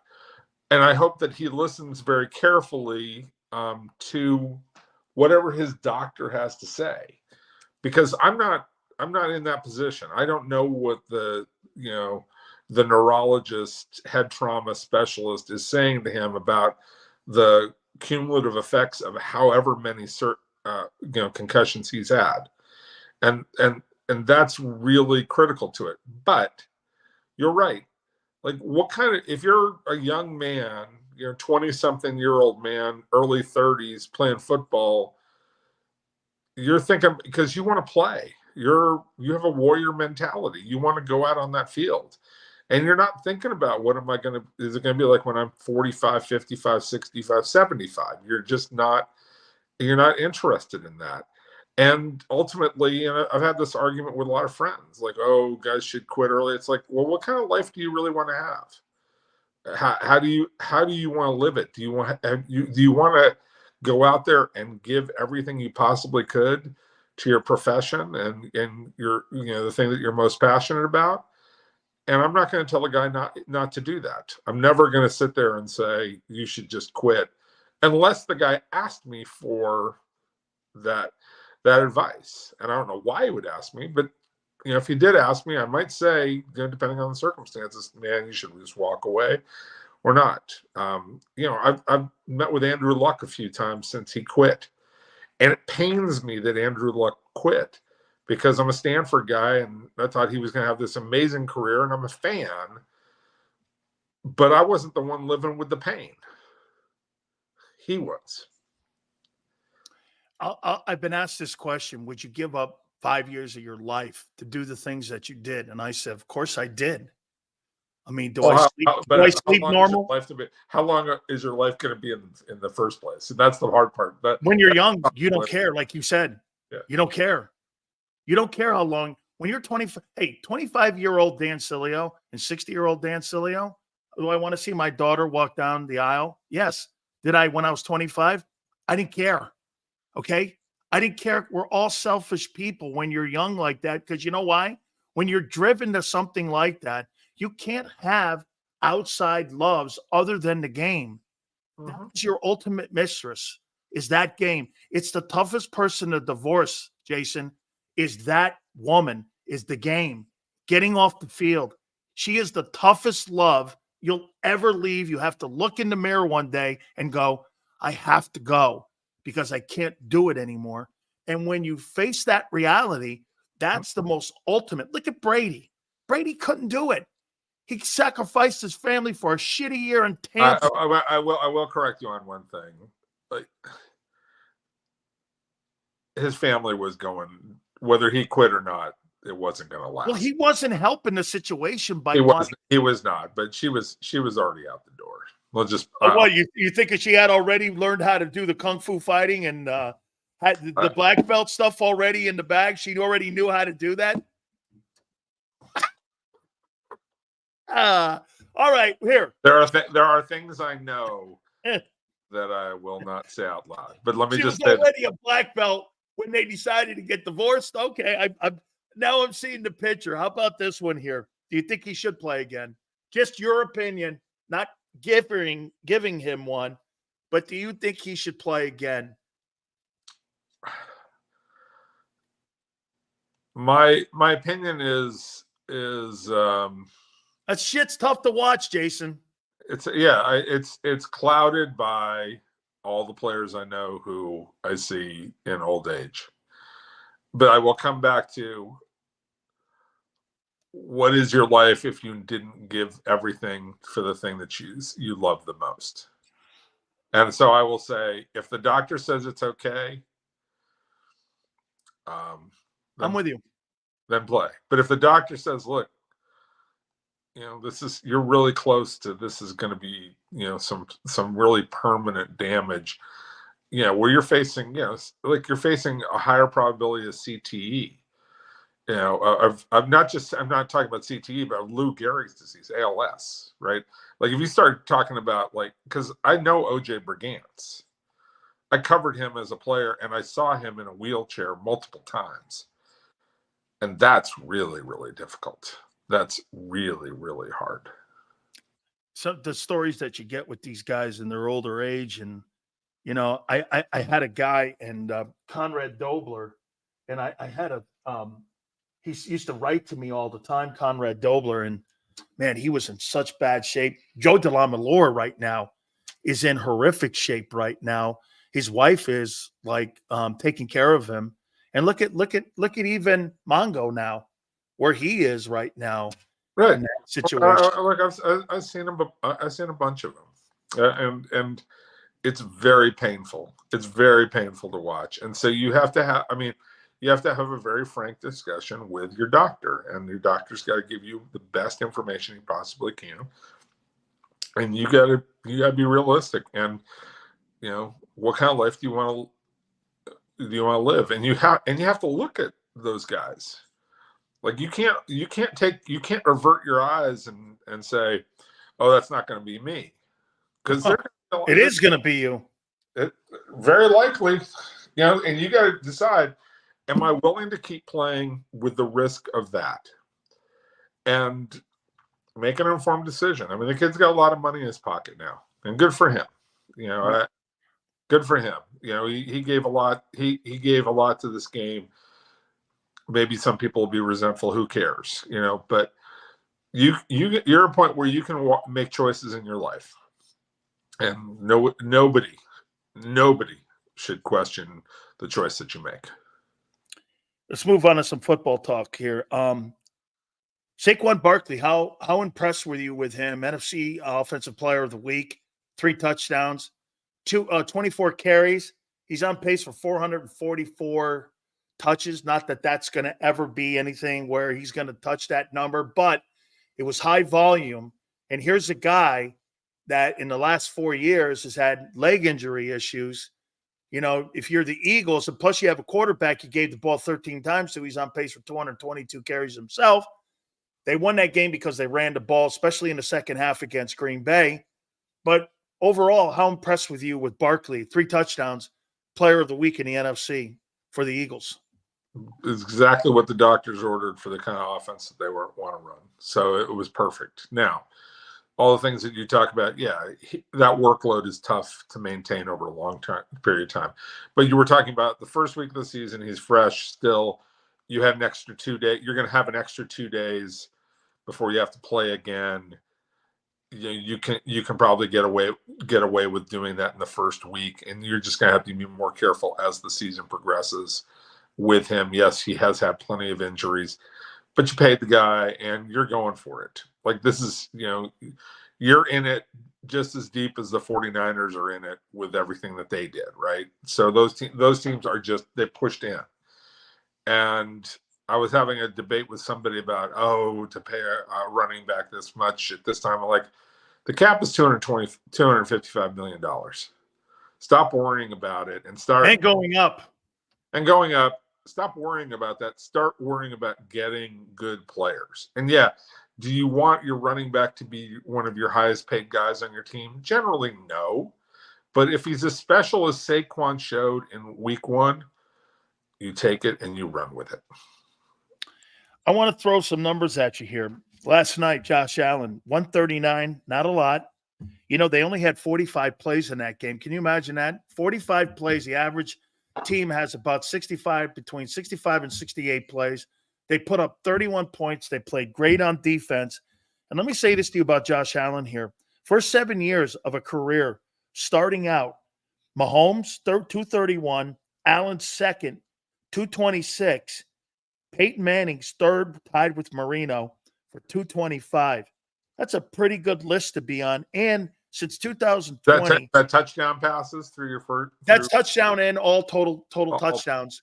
Okay. And since 2000, he's 50-18 as a starting quarterback. This is all really, as we look at now, him moving forward. this is all about him in the postseason now, right? Because I got to say it to you, Jace, he's the second best talent at that position to Mahomes. He is. I mean, there's nothing up there. Cooks, the running back, is good. They got a decent tight end. Their old line is okay. But I think he's going to be a better quarterback without Stephon Diggs because they're going to spread the ball around more. They're deeper at the wideout position now. They want him to resemble what they're doing. Look at Mahomes. He's a better quarterback since they got rid of Tyreek Hill because they spread the ball around, not to a primary target. And they've won 2 in a row without him. I mean, that's kind of what they're doing. Am I overblowing Allen here as the second best quarterback in the league? Well, I'd like to see Burrow, a thorough, season of Burrow, like a big sample, not just week 1. Well, I'm calling him Joe Namath Burrow right now until I see otherwise. I got it, and that's fair. But yeah, the one thing that I want to see out of Josh Allen, which has happened in the first 2 games, mainly in the first game, and it just sort of the way yesterday played out was just game that got out of hand, right? Yeah. And so all you're doing is playing the clock at a certain point in time, right? Yep. And so the 45 plays is just a factor of you're up 3 touchdowns against a team that can't compete at that point in time. But what I want to see out of Josh Allen that makes it clear that he has elevated his game to absolute number 2. The sheer physical talent, absolutely, I agree. But it's the execution of the game. And by what I mean is last year, way too many turnovers. Put his defense in bad situations, forced the ball too much. Didn't play the game, like I said, didn't play easy. Championship, you're talking about championship football, not just winning football. You're talking I'm not talking about, because he wins, but he's got to play championship football. He's got to play championship football, but in order to play championship football, you have to stop making the mistakes that make games harder for your team. You got to, and the turnover he had early in the Arizona game worried me, okay, because he could have made an easy throw over the middle, but instead he held the ball too long, fumbled it, and I was like, oh God. But from that play on, everything he's done from that play on has been incredibly efficient, playing easy, letting the game come to you, all those little trite things that we like to say, and allowing his talent to take over, and instead of trying to force his talent into a game, if that makes sense. Like he's not trying to sit there and do three cartwheels and throw a ball, underhand 40 yards to a guy running across the middle. Like, I'm being facetious right now, but you get my point. Yeah, like, again, yep. Don't play, we know you can do stuff like that, but only do it when you really have to. Absolutely. I'm going to throw something at you here. I don't know if you know this, but the last quarterback that was the number 1 overall pick start his career out 2-0? What do you mean start his career 2-0? His NFL career 2-0. Do you know who the first number 1 overall quarterback that started his career? Do you know who it is? It wasn't Troy Aikman. I know that. No. Who started his career 2-0? I guess maybe if it's not Joe Burrow, then we're going way back in time. I don't know. I just don't. John Elway. Interesting. And he sucked in his first year too. He started his career 2-0, and that was 83. Look how far it's been. Yeah, 41 years. We're talking 41 years. He's the last quarterback to start a career that was a number 1 overall pick. The last quarterback to start 2-0. To show you how hard that is at being a rookie quarterback in this league. Right, yeah, because people talk about, I look at how Caleb Williams and Jaden Daniels played, and who's the other guy I'm thinking of who opened last week? Oh, Nix. Yeah, I mean, Bo Nix. It's so hard. it's so brutal for those guys. And Caleb Williams, I mean, people are like, oh, he only averaged 3 yards a pass and this and that. It's like, he's fine. He's fine. You know, let him. Like, he just found out the lesson that preseason doesn't mean crap. Hey, that is without a doubt. Yeah. Hey, Jace, I got to say this to you here, man. I'm sorry, but I'm going to rush to judgment on this one here. That damn Houston team. Joe Mixon gets the AFC Player of the Week. Mm-hmm. I mean, when you watch C.J. Stroud throw that ball, he spins that thing as good as anybody I've ever seen. Now with Nico Collins, Stephon Diggs, they got Tunsil playing guard. They've got another back there behind Mixon too. Their defense looks good with Will Anderson, D'Amico Ryans, Nick Caserio. Now I see why New England fell apart, Jace. That was the guy that was building the Patriots with Belichick up there in New England, bringing all that talent into New England. And Caserio's down now in Houston, and he's reinventing the place. This was a train wreck of a place 3 years ago. Why do I like Houston to make it to the AFC title? They're getting better. They're trending up, man. But they got rid of people in the organization who were not about football, and they got a coach who's all about football, and they got a GM who finally sort of got the reins back to run the organization the way they want. And like the most important thing is they hit on the quarterback, and Will Anderson is at the very least a good player. Is he a great player yet? I don't know. No, I don't think that. Not yet. He's not there. But there's glimpses that there's moments that you go, okay, that could be. He's not T.J. Watt though. And talk about who was great in first week, T.J. Watt. No, absolutely. But God, that's on Houston. Look, they got the quarterback, and they got the weapons around the quarterback in a hurry. Like everything's gone perfect so far with what they've done at those, and they hit on both those picks, and that's a huge part of their rebuild. So. Give those guys a lot of credit. I like what Houston's doing. Yeah, tough game in the first week. Indianapolis, Anthony Richardson actually showed a little something in that game, although I still worry that he's going to be running too much. Are you ready to give the September Super Bowl trophy to the Dallas Cowboys? Are you ready to rock and roll there? Baby. That's exactly it. They beat the hell out. How about them Cowboys? Hey, I mean, by the way, I think they're losing to the Saints this week. I don't know why. People go, wait, the Saints played Carolina. Well, they did what they were supposed to do. They put a 50-burger almost on them, and they kicked the crap out of them. I mean, you didn't at least play down to your competition. When or can you ever be sold that Dallas is for real? No. Way too easy an answer. Yeah. Way too easy that's for a you. layup drill, baby. Just like that was teed up, really. It was on the T-ball there. What? It's because you know what happens with that team. I do. They get ahead of themselves. They think, and Jerry's the worst at it. Jerry is the absolute worst at it. It's like, they win a couple of games, and it's like, oh well, let's talk about the Super Bowl. Hey, look. How about we get through the first quarter of the season? Let's not talk about the Super Bowl yet. Like, let's not talk about all these things. Let's talk about, like win another game. And it's just the way Jerry is, because Jerry wants to put on the big show and he wants everybody to pay attention and it's like, this is a process, man. It's a really, really hard process.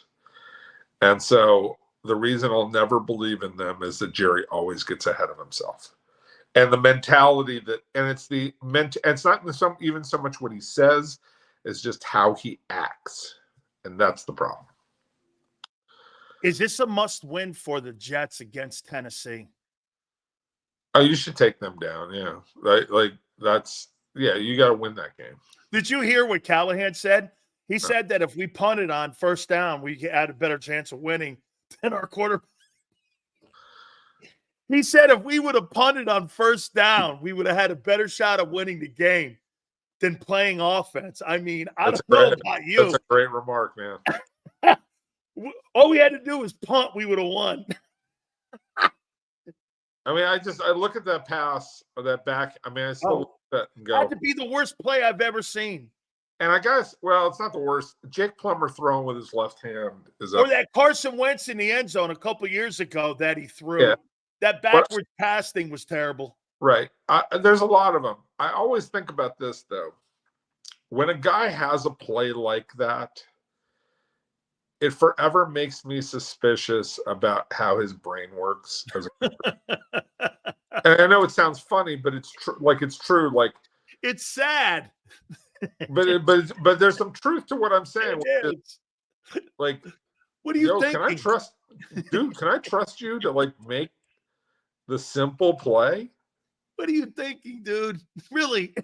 Right. Like, Jake Plummer throws a left-handed interception and, like, did it instinctively. It actually looked really smooth. And then you just come back and you go, dude, you threw the ball left-handed. What are you doing? And like stuff like that can't happen because it shows that you have the panic muscle. And I'm not saying that this is based on any real research, or it's just an observation, and I could be totally completely wrong.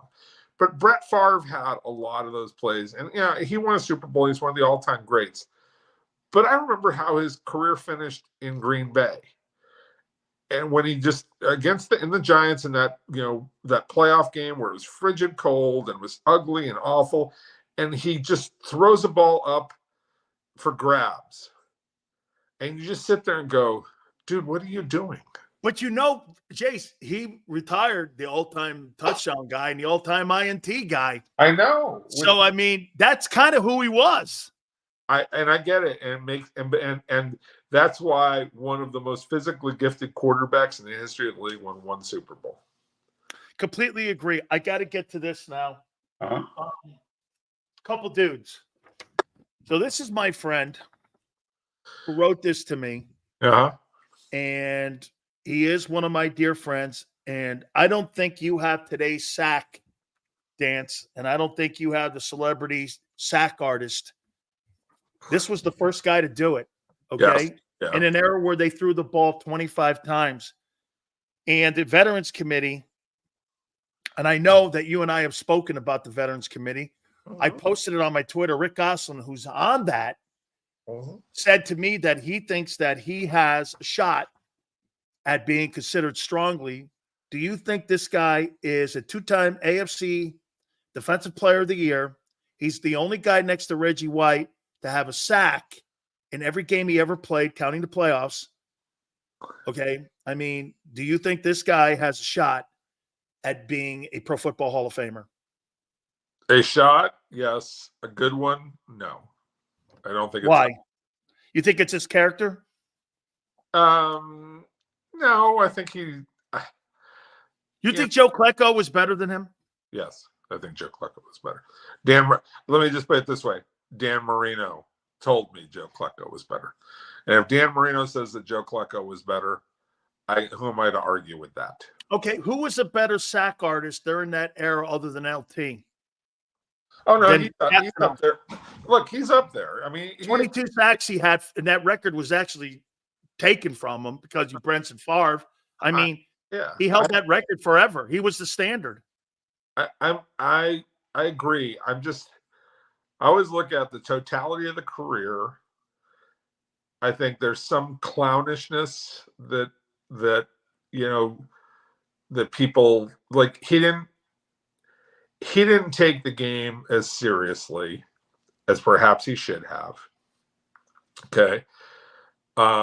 There's a certain amount of selfishness to the way that he played that rubs people the wrong way. But the numbers and the moments are there. And there's some amazing career achievement.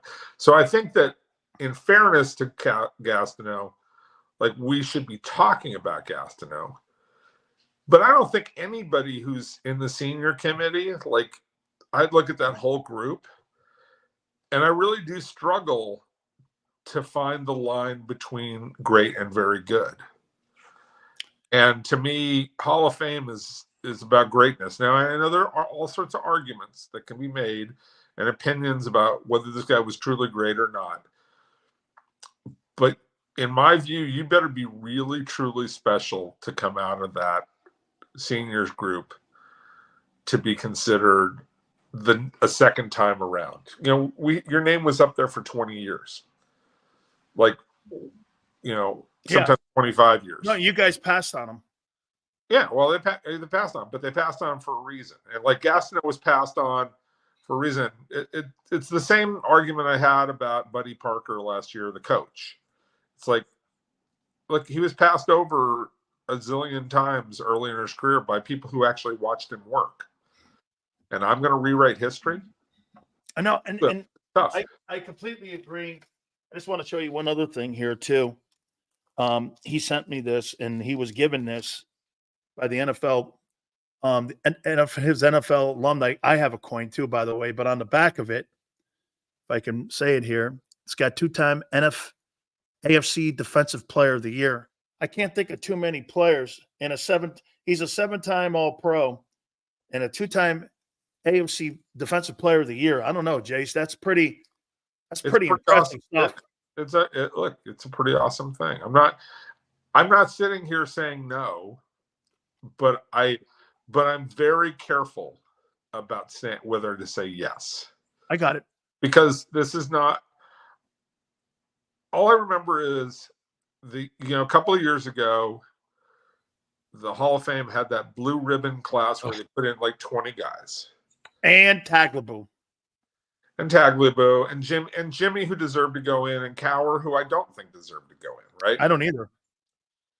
And I was like, what you did here is you didn't raise the level of what it meant to be a Hall of Famer. You lowered it. You didn't attract more attention.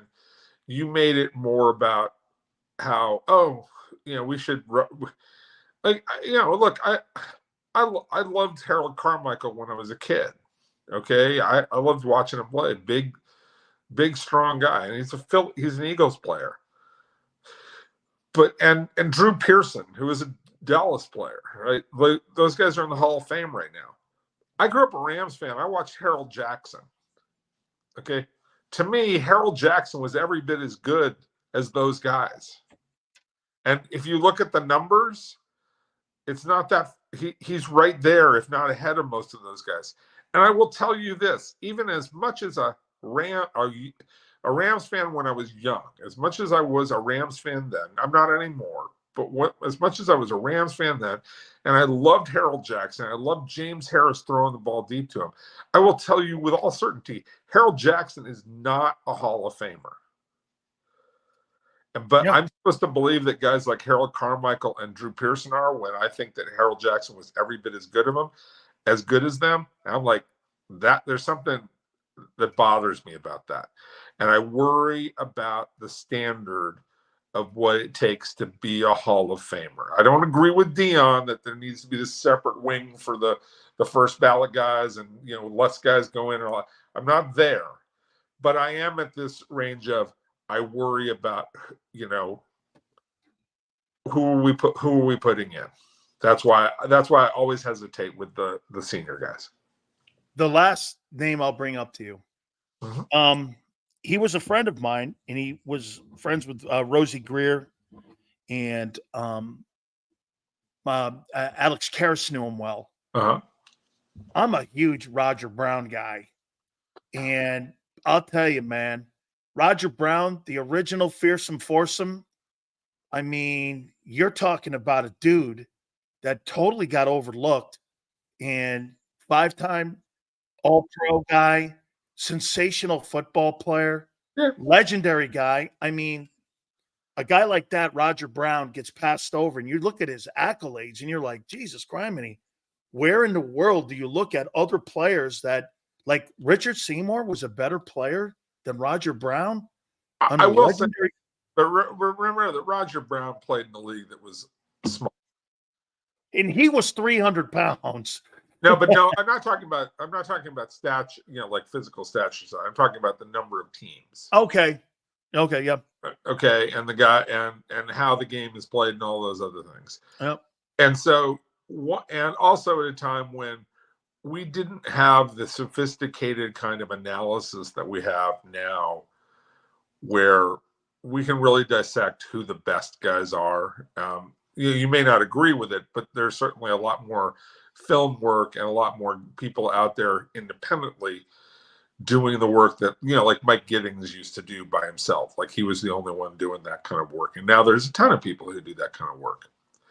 And so once you've got a reputation that you were a great player, you were able to live on your reputation a little bit. Okay. But that said, like, Roger Brown was a man.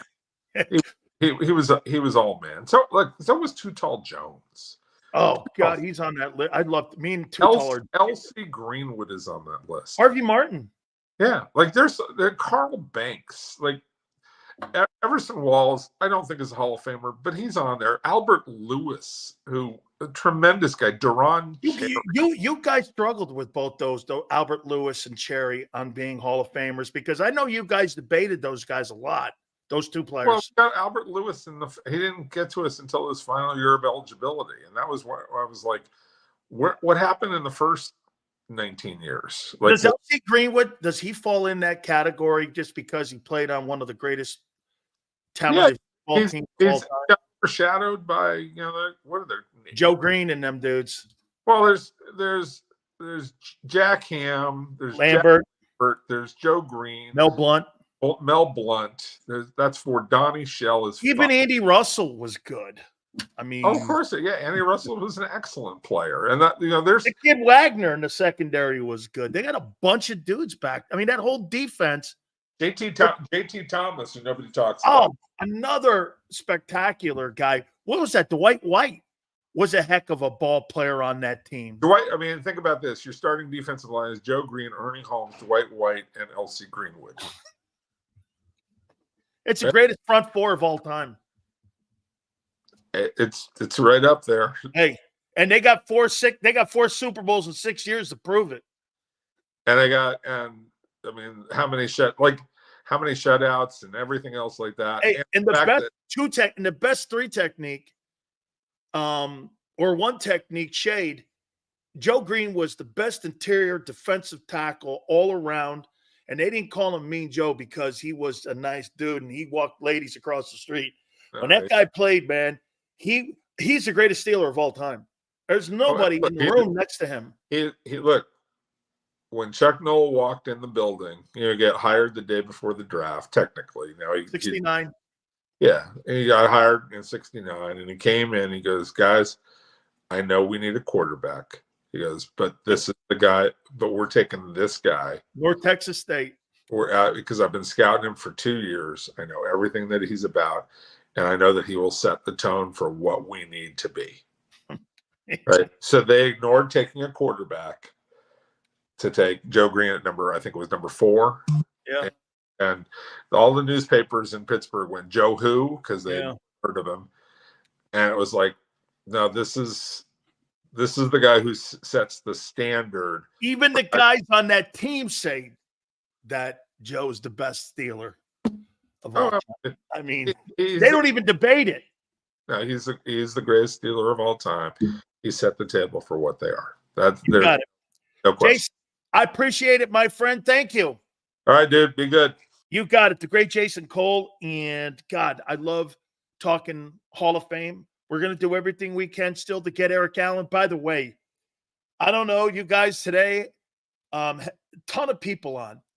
Over 1,300 people on right now with our Twitter, our YouTube channel, our Facebook. Thank you guys so much, man. I mean, Twitter's killing it right now.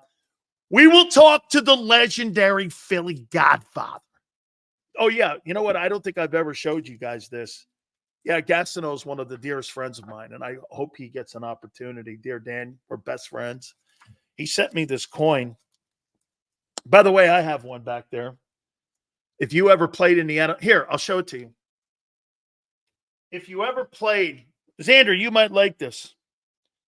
If you ever played in the National Football League, you get a coin that the Alumni Association sends you. And here's mine. I am number 5,476. if you've ever played in the National Football League, you get one of these. And the Alumni Association sends it. Hey, Prince, eat that, bitch. Come on, princess. Come on, princess. And hey, here's Gastineau. Mark sent me this. I'm kidding, Prince. Here's Gastineau's. Mark sent me his coin. And this is the alumni that sent him. And on the back, got Gastineau, 2-time Defensive Player of the Year. And it's pretty cool. I'm very honored to own it. And my friend would send me this. This is cooler than mine. This is cooler than mine, though. Well, you know. So, come on, princess. What's up? Look at that there. Hey, princess, where are you, baby? Look at this there, man. Big cells. Right on the back there. How you doing? Okay. There you go. Number 5,476. You guys are monsters in the chat. Okay. Come on, baby. Over 1,300. Guys kicking ass. All right. The legendary Philly Godfather. He's going to join us next. Hit the like button. Keep it here, National Football Show. He's blocked well and tries to cut through the middle. Oh! Your gut says Miami is going to win, and you should take the over. Your gut also said your NFT selfies would only go up in value. They didn't. But your head is on Sports Grid and knows the QB is in concussion protocol. The backup has a 45 QBR against the zone coverage. The New York D has the most sacks in the league. So yeah, trust your head. It's smarter to be on Sports Grid.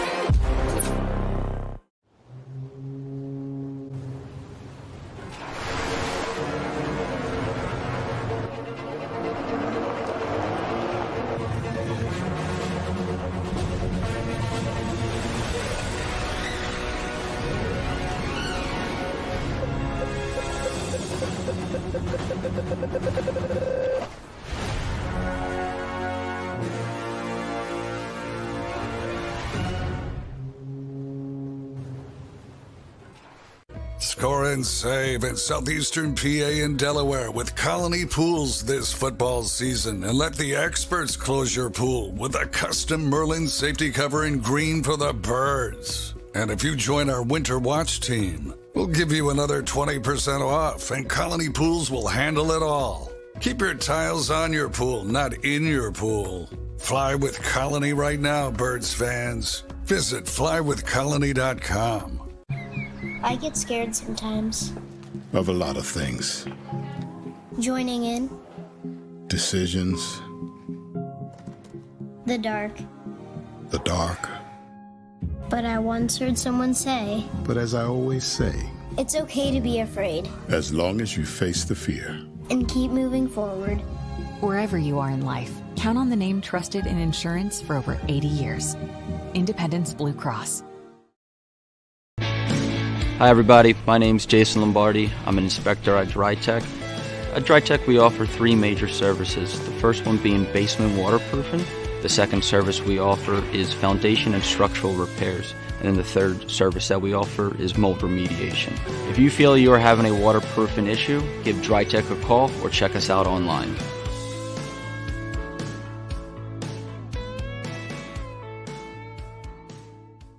Heading down the shore. Have a ball once more. Here, imaginations run wild and time stands still. Because here, you can find the best of the Jersey Shore, all on one 5-mile island.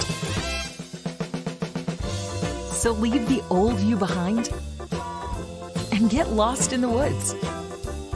Wild, wild, wild wood day. Plan your stay in the Wildwoods today. EAGLES. Eagles.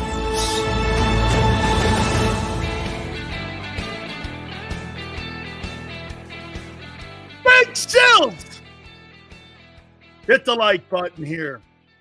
The legendary Philly Godfather is going to join us. Let's see what bullshit we're here. What's really cool about this also is Dan's rightfully very proud of his alumni coin with the huge NFL logo one side, but is holding the league accountable, especially on treatment of players. Thank you, Wayne. Yes, Wayne, we made the league. We made the league, Wayne. They benefit from it. I get it. You're the owner. I love the fact that I'm an NFL player. I totally do.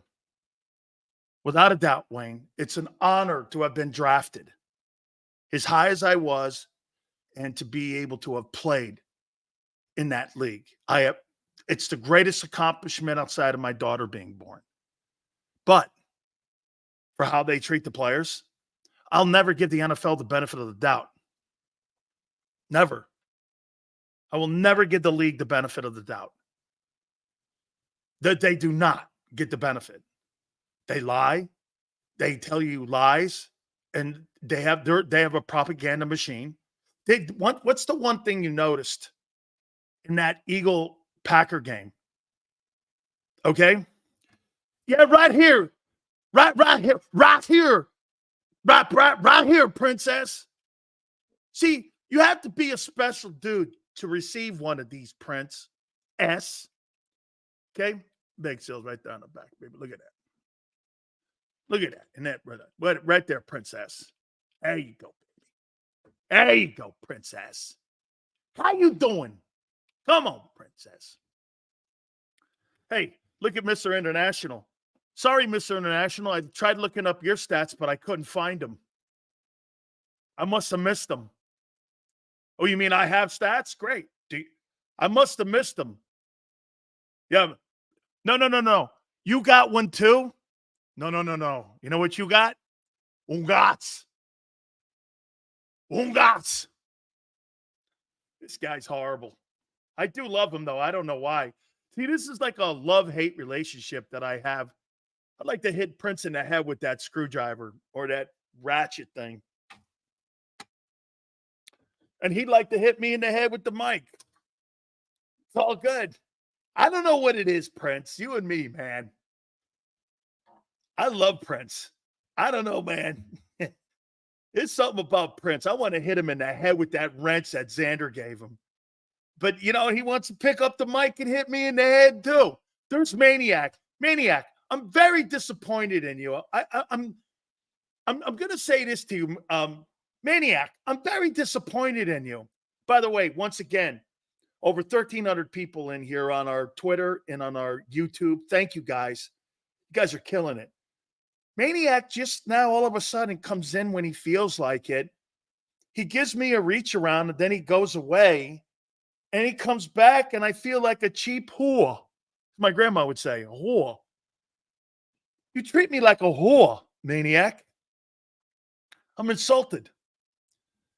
I thought you were a guy that used to come in here and used to spend time in here, talk about the topics. Now you come in, you get a cheap feel, and you're out. I feel used. Abused. How tall are you? What do you want? What do you want, a date? Look at Prince asking another man how tall he is. Now I know you're wormy. Hey, Prince, how tall are you? Heels or no heels? Holy shit. You got another man asking another man how tall he is. You ask chicks how tall they are. Hey, how tall are you? What's your breast size? This guy's asking me well, he might ask me my breast size next, so I don't know. But hey, how tall are you, Sills? I don't know. I feel a little uncomfortable. I'm not going to tell you. I'm 6'1" and 7/8. Okay? 6'1", 7/8. Italian from the Northeast. Shitty attitude. An antagonizer. I look good in shorts. Hey, that's what I'm saying. What else you want to know? Do I look good in jeans?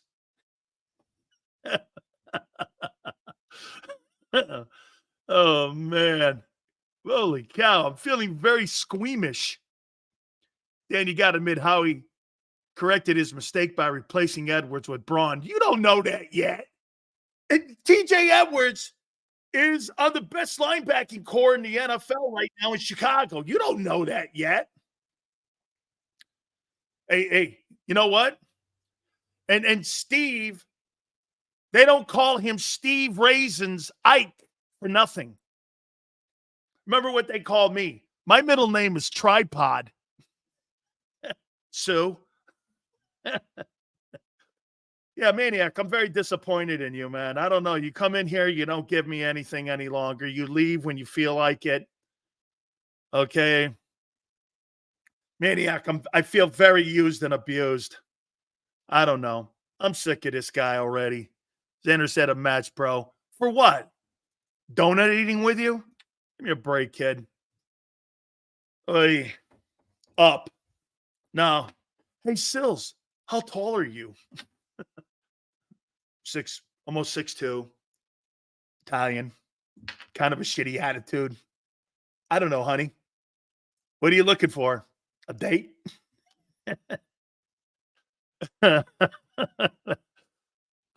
Prince and Sills. Buddy cop dynamic. Oh, my God. I love that movie, man. You know what I would do?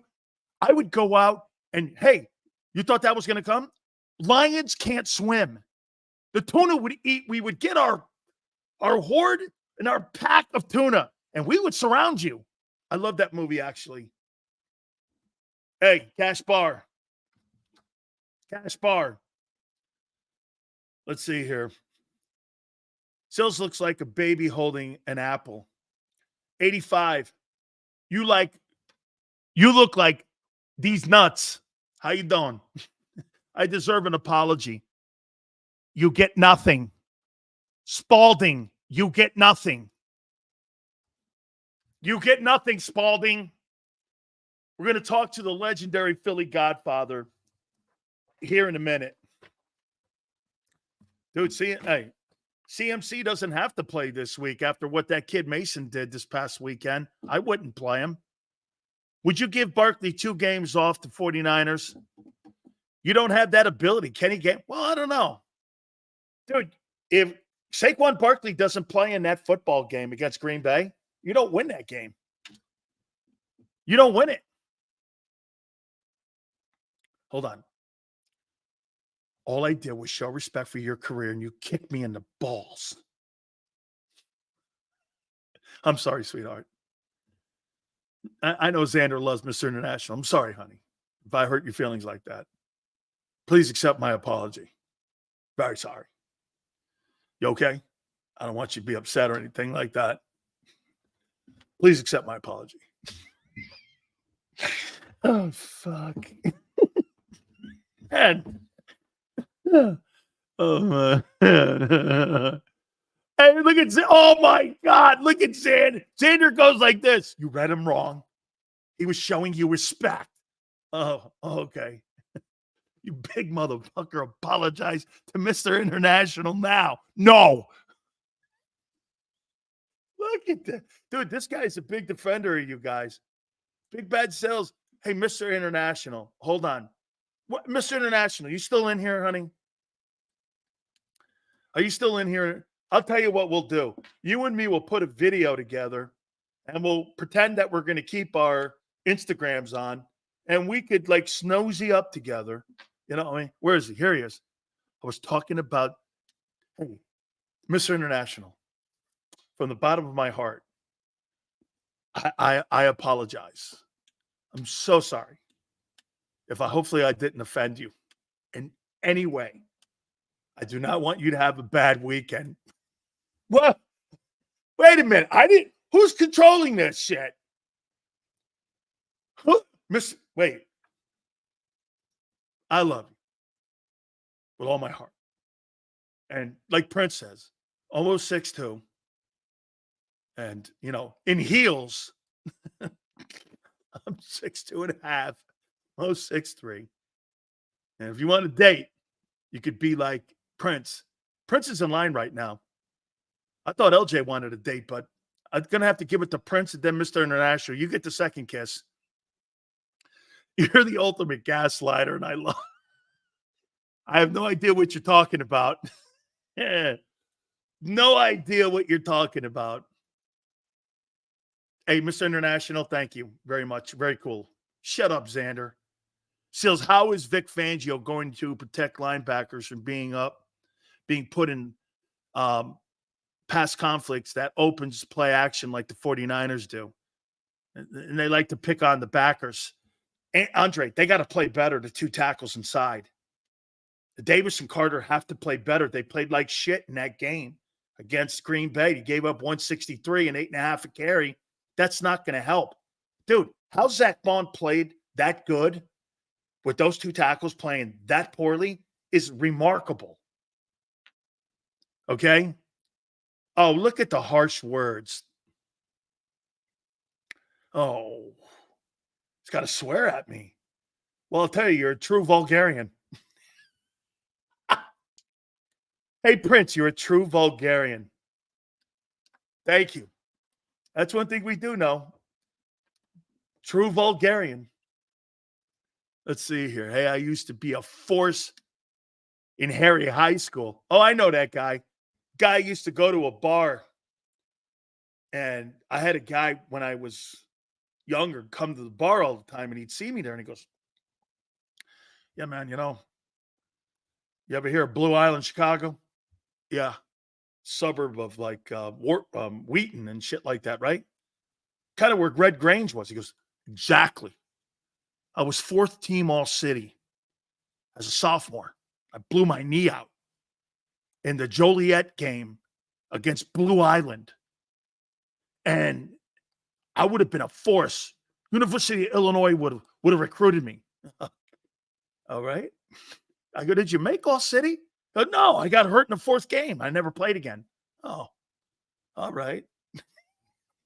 I know you say, I go, I don't think I'm anything. I don't think I'm anything.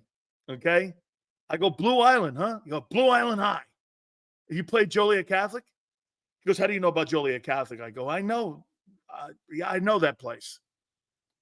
Yeah. How do you know? I go, I know that place. Yeah. The greatness. Guys sit the bar. I would have been 4th team All-City. Chicago. Try it on. I had 2 touchdowns in the first 2 games. Was this varsity? He goes, no, JV. Oh. All right. Okay. Mike Allstott went to Joliet Catholic. Okay, he went to Joliet Catholic. Hit the like button. We're efforting our friend soon. The legendary Philly Godfather will be here to try to make you a ton of money. A ton of money. This is when the Philly Godfather is at his best. At his best. See, unlike a lot of you lame asses who don't understand something about the legendary Philly Godfather, he don't root for anybody but the spread. Okay? He's an over-under guy. Now, again, the only thing he really does root for over-under is if the chick shows up. Yep, she's over. I'll put my money on her. And if they bring someone else in, and he'll go like this. And like I said, okay, before I bring him on, the legend, watching Josh Allen play is like watching Halle Berry in a 2-piece. And then you compare him to Jalen. It's like Hillary Clinton in a 2-piece, in a spaghetti thong. What do you think looks better on a field? With that being said, the legend himself, you're going to make a ton of money this year with our friend. Here he is, the Philly Godfather. How you doing, brother? What's going on, Dan? I saw an interesting stat. Most touchdowns thrown by quarterbacks in the NFL last 6 or 7 years. Yeah. Maybe last 5 years. Mahomes was number 1, Josh Allen number 2, and I didn't see Jalen Hurts on that list. So. No, I don't think you're going to see that guy on that list. And by the way, before I continue here with this, I mean, how does that affect the Dolphins in how people see them moving forward without Tua if that football team doesn't have his availability. No, they're finished. I mean, the AFC is so stacked. So many good quarterbacks. We talked about it before the season started. I know I said it, and I think you agree with me.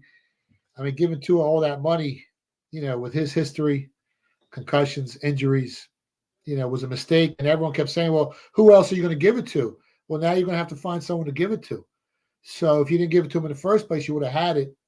But yeah, it hurts their odds to get to the playoffs. It hurts their odds, obviously, to win the division, their season win total, everything. It affects everything, man. He's a big part of that team. What'd you make of the Eagles in the Green Bay game? I mean, they pull out the win on the road, sloppy field. Was a sloppy game in general. Hey, by the way, good news for Green Bay. They're not going to lose him for a significant period of time. They're talking about, maybe 2-3 weeks, they're going to get him back. And in the NFC, unlike the AFC, where I don't think you can go 0-2, but in the NFC, I think you can get away with that a little bit here.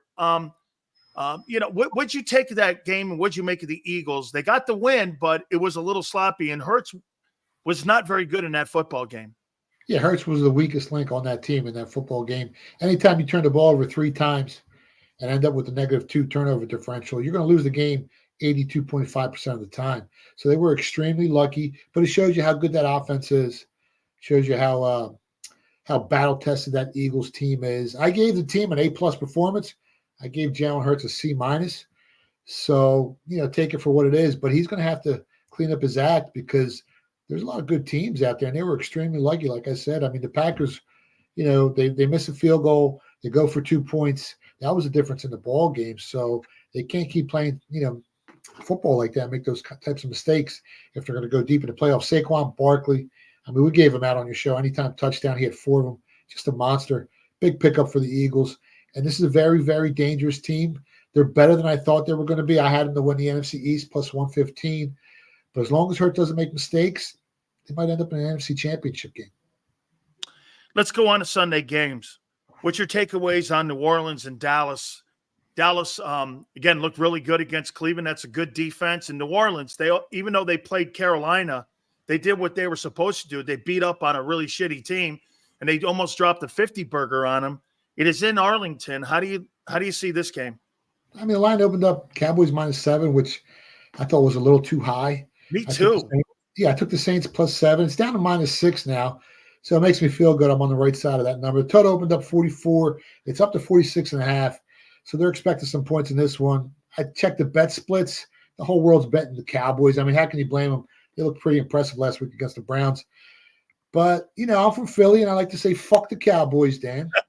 I did bet them last week, +2.5, and, they look extremely dominant. But when you go through the box score, the Cowboys and the Browns had the same amount of first downs, 15 each. Dallas only had 5 more total yards than the Browns did on offense.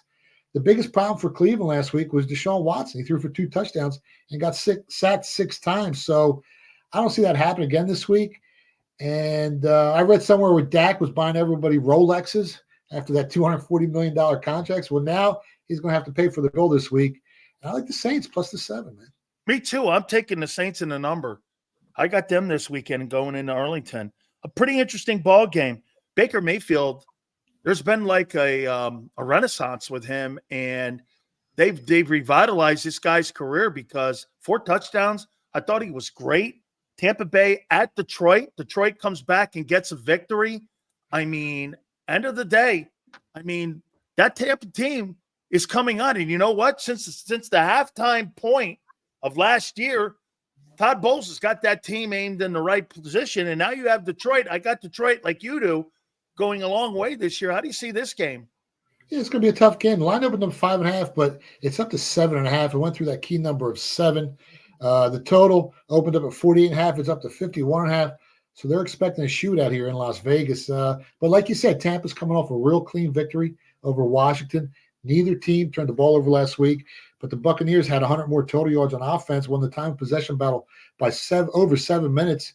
And like you said, Baker Mayfield's playing lights out, 146 rating as a quarterback, 4 touchdowns, no interceptions. At the current number of 7.5, I think there's some value on Tampa Bay. But anything below 7, I laid 6 on Detroit, but at 7.5, I might come back and take some money on the Buccaneers here. They're playing some good football. I mean, you can't argue with what they did in the playoffs against the Eagles. How about Godwin and Mike Evans last week? They were spectacular.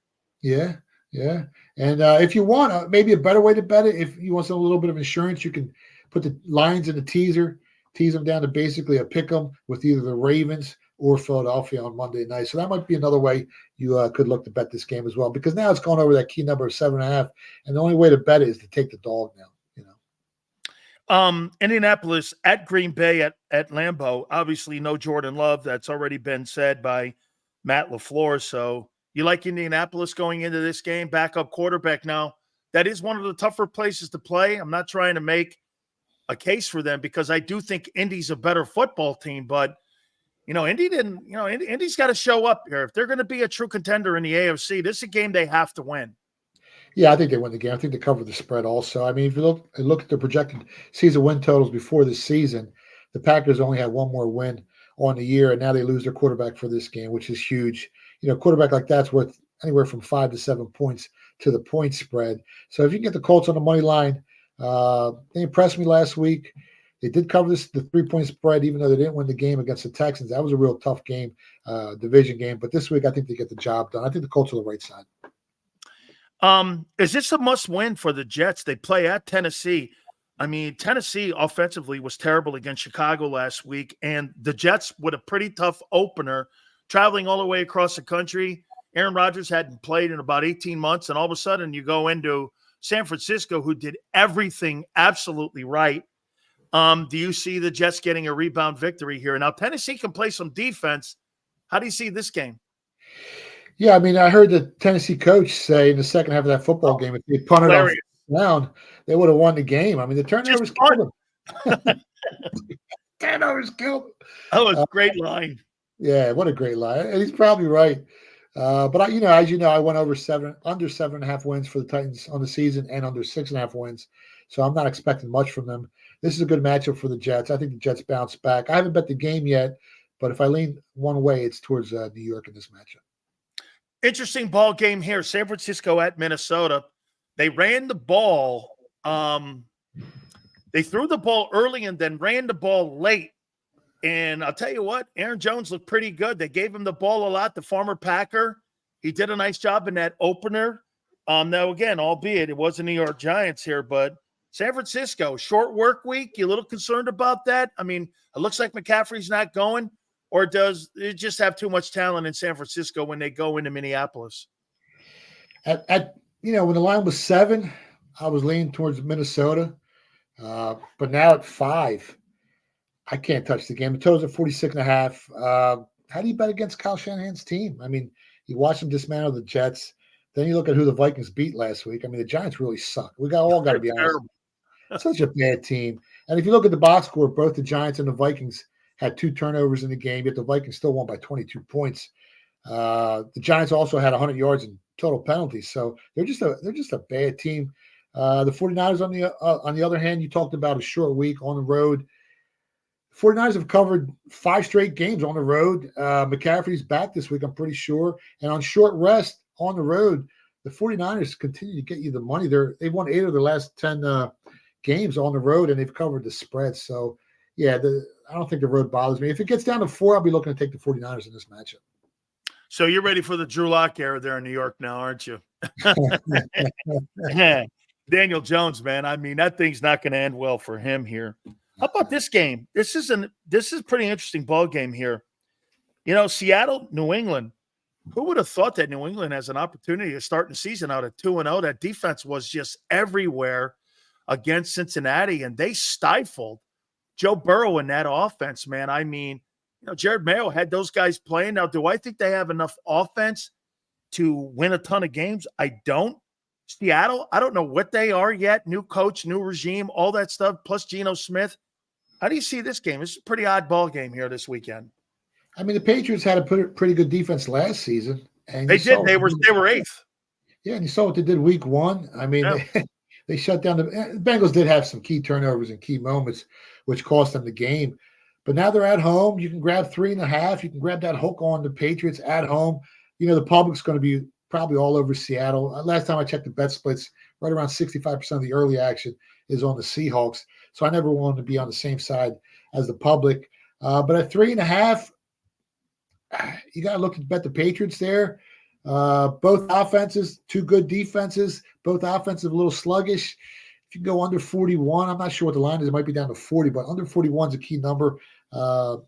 Probably Patriots and under in that matchup. And as just mentioned, the worst team in the National Football League. The New York Giants will take on the Washington Commanders. I didn't think Washington opened up very well, and too many rushing attempts for Jaden Daniels in that opener. They got to do a better job at least spreading the ball around. You even heard Dan Quinn say that's not the formula we're looking for the quarterback to take off. So he was a little squeamish in that opener, but you got the Giants, man. That's got to be the worst roster in the National Football League. And hey, Godfather, how about this? If you're John Mayer, the owner of the Giants, and you watch Barkley get 3 touchdowns in that game last Friday, you got to be looking at this and going, hey, Joe Schoen, Brian Dable, this thing's not going to end well for you, especially if they, like you say, get to the NFC Championship game and Barkley has 15 touchdowns. That's not going to end well for them dudes in New York. No, I don't think so. In this matchup, I like what I saw from Jaden Daniels last week. Hated what I saw from the Giants. The line actually has dropped down to 1.5, 2, depending on who you bet with. I kind of like the over in Washington here. The total opened up 41.5, 42. It's up to 43.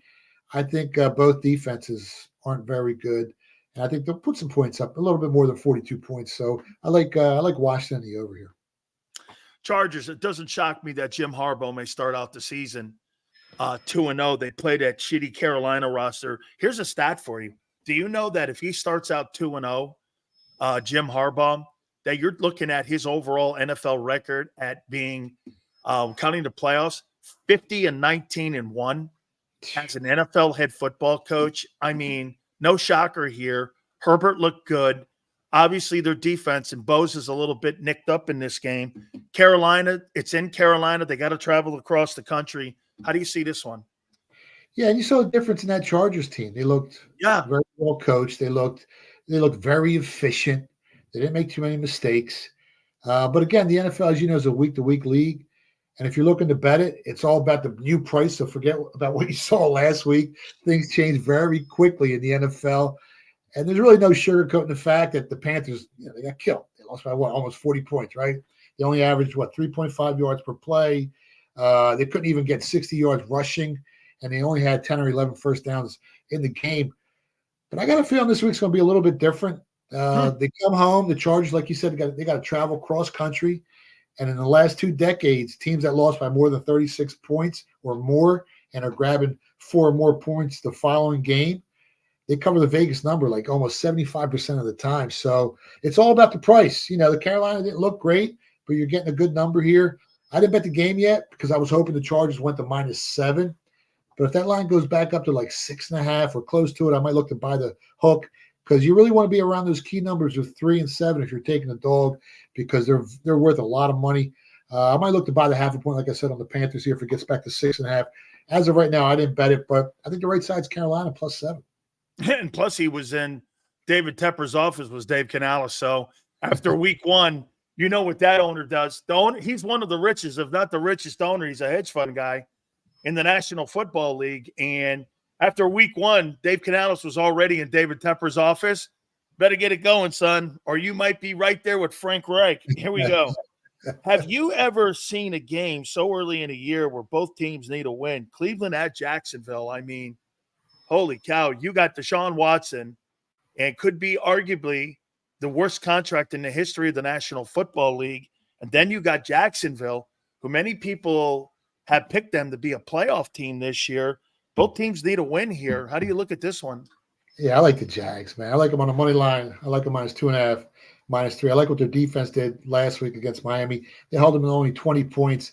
That Miami Dolphins offense averaged 29 points per game last season. And if Tua didn't get hurt, last night against the Bills, they would have put up some more points. I like the Jags defense. I like their offense. I think they're better than Cleveland.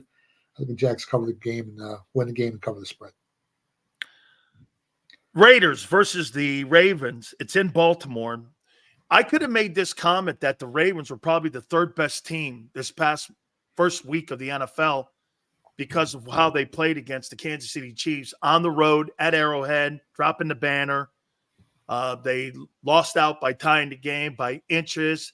You could make the comment that they were one of the top 5 teams from this past weekend, and that was in a loss. So, I mean, I'm still high on the Baltimore Ravens here, but, the Raiders, I don't know what they're throwing at you. They're throwing Gardner Minshew at you? Yeah. I mean, and you got to travel across the country to take on the Ravens. Do they bounce back here? I don't think so. I mean, that line opened up, it went to as high as you're talking about the Ravens. Yeah, I think the Ravens are the right side. No, I think the Ravens are the right side. Line opened up 8, went up to 10. It's floating around 8.5, 9 in the market. The only thing that scares me a little bit is the whole world's going to be betting the Ravens. And anytime that happens, Vegas doesn't give out free money.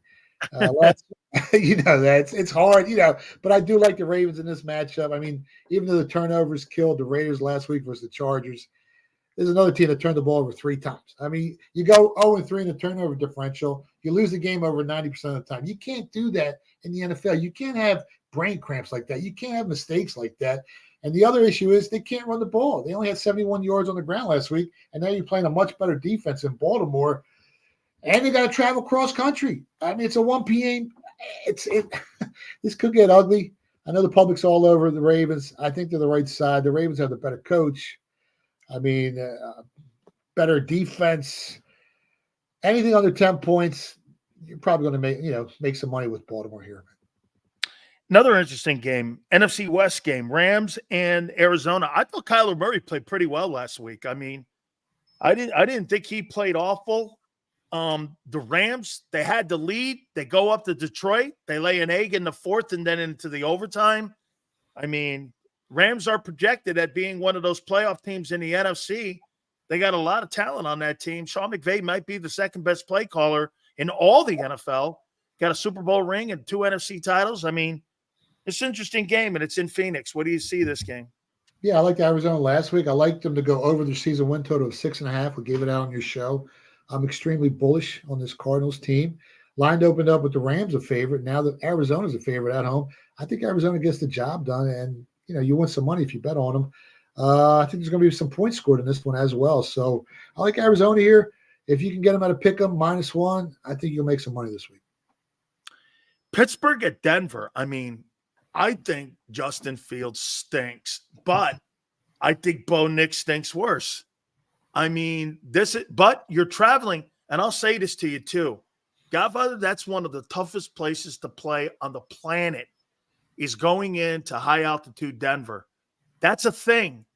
I mean, Pittsburgh going in that place, Denver's a great home field advantage. It's at home in Denver. Pittsburgh was great defensively against Atlanta this past week, and TJ Watt was a one-man wrecking ball. And Denver didn't play that awful on defense. So how do you see this game? Close? Yeah, you made a good point. I mean, first 5 weeks of the season at Denver, they cover the spread like almost 70% of the time because of that altitude, because these players aren't acclimated. They're not in the tip-top condition, yet that they're going to be later on in the season. With the short preseason, guys not playing, this is going to be a major factor here. And if you look at the rookie quarterbacks who played last week, Bo Nix didn't play bad. I think Janie Daniels had the best numbers, then Nix. Caleb Williams didn't look good at all. And if you look at that Pittsburgh-Atlanta game, I mean, Atlanta lost the turnover battle again. What was it, 2-0? So I like Denver. Forced them into 4. That defense though forced that Pittsburgh offense into 4 field goals. Yeah, I like Denver here, plus 3 points at home. That's why I took them. It's down to 2.5. I suggest you buying the hook. 3 is a key number. I think the Broncos plus 3. I think he makes some money there. What another interesting game here. Cincinnati, who looked like crap against New England in the opener, and you got Kansas City, who looked great against the Ravens. It's at home at Arrowhead. And, boy, I'll tell you what, Joe Burrow has done a great job. Of all the quarterbacks in the NFL, it's got a winning record versus Mahomes. Mahomes is 1-4 versus him. I mean, you're talking about a guy who seems to be the kryptonite a little bit of that Kansas City offense there and that Kansas City defense. Cincinnati needs a victory here, man. I mean, how do you look at this ball game here? I'm not touching the game. I got to wait a little bit to see how good this Bengals team what's really is. What's the number here on this one? Do you know? You can grab 6 points. Totals at 48.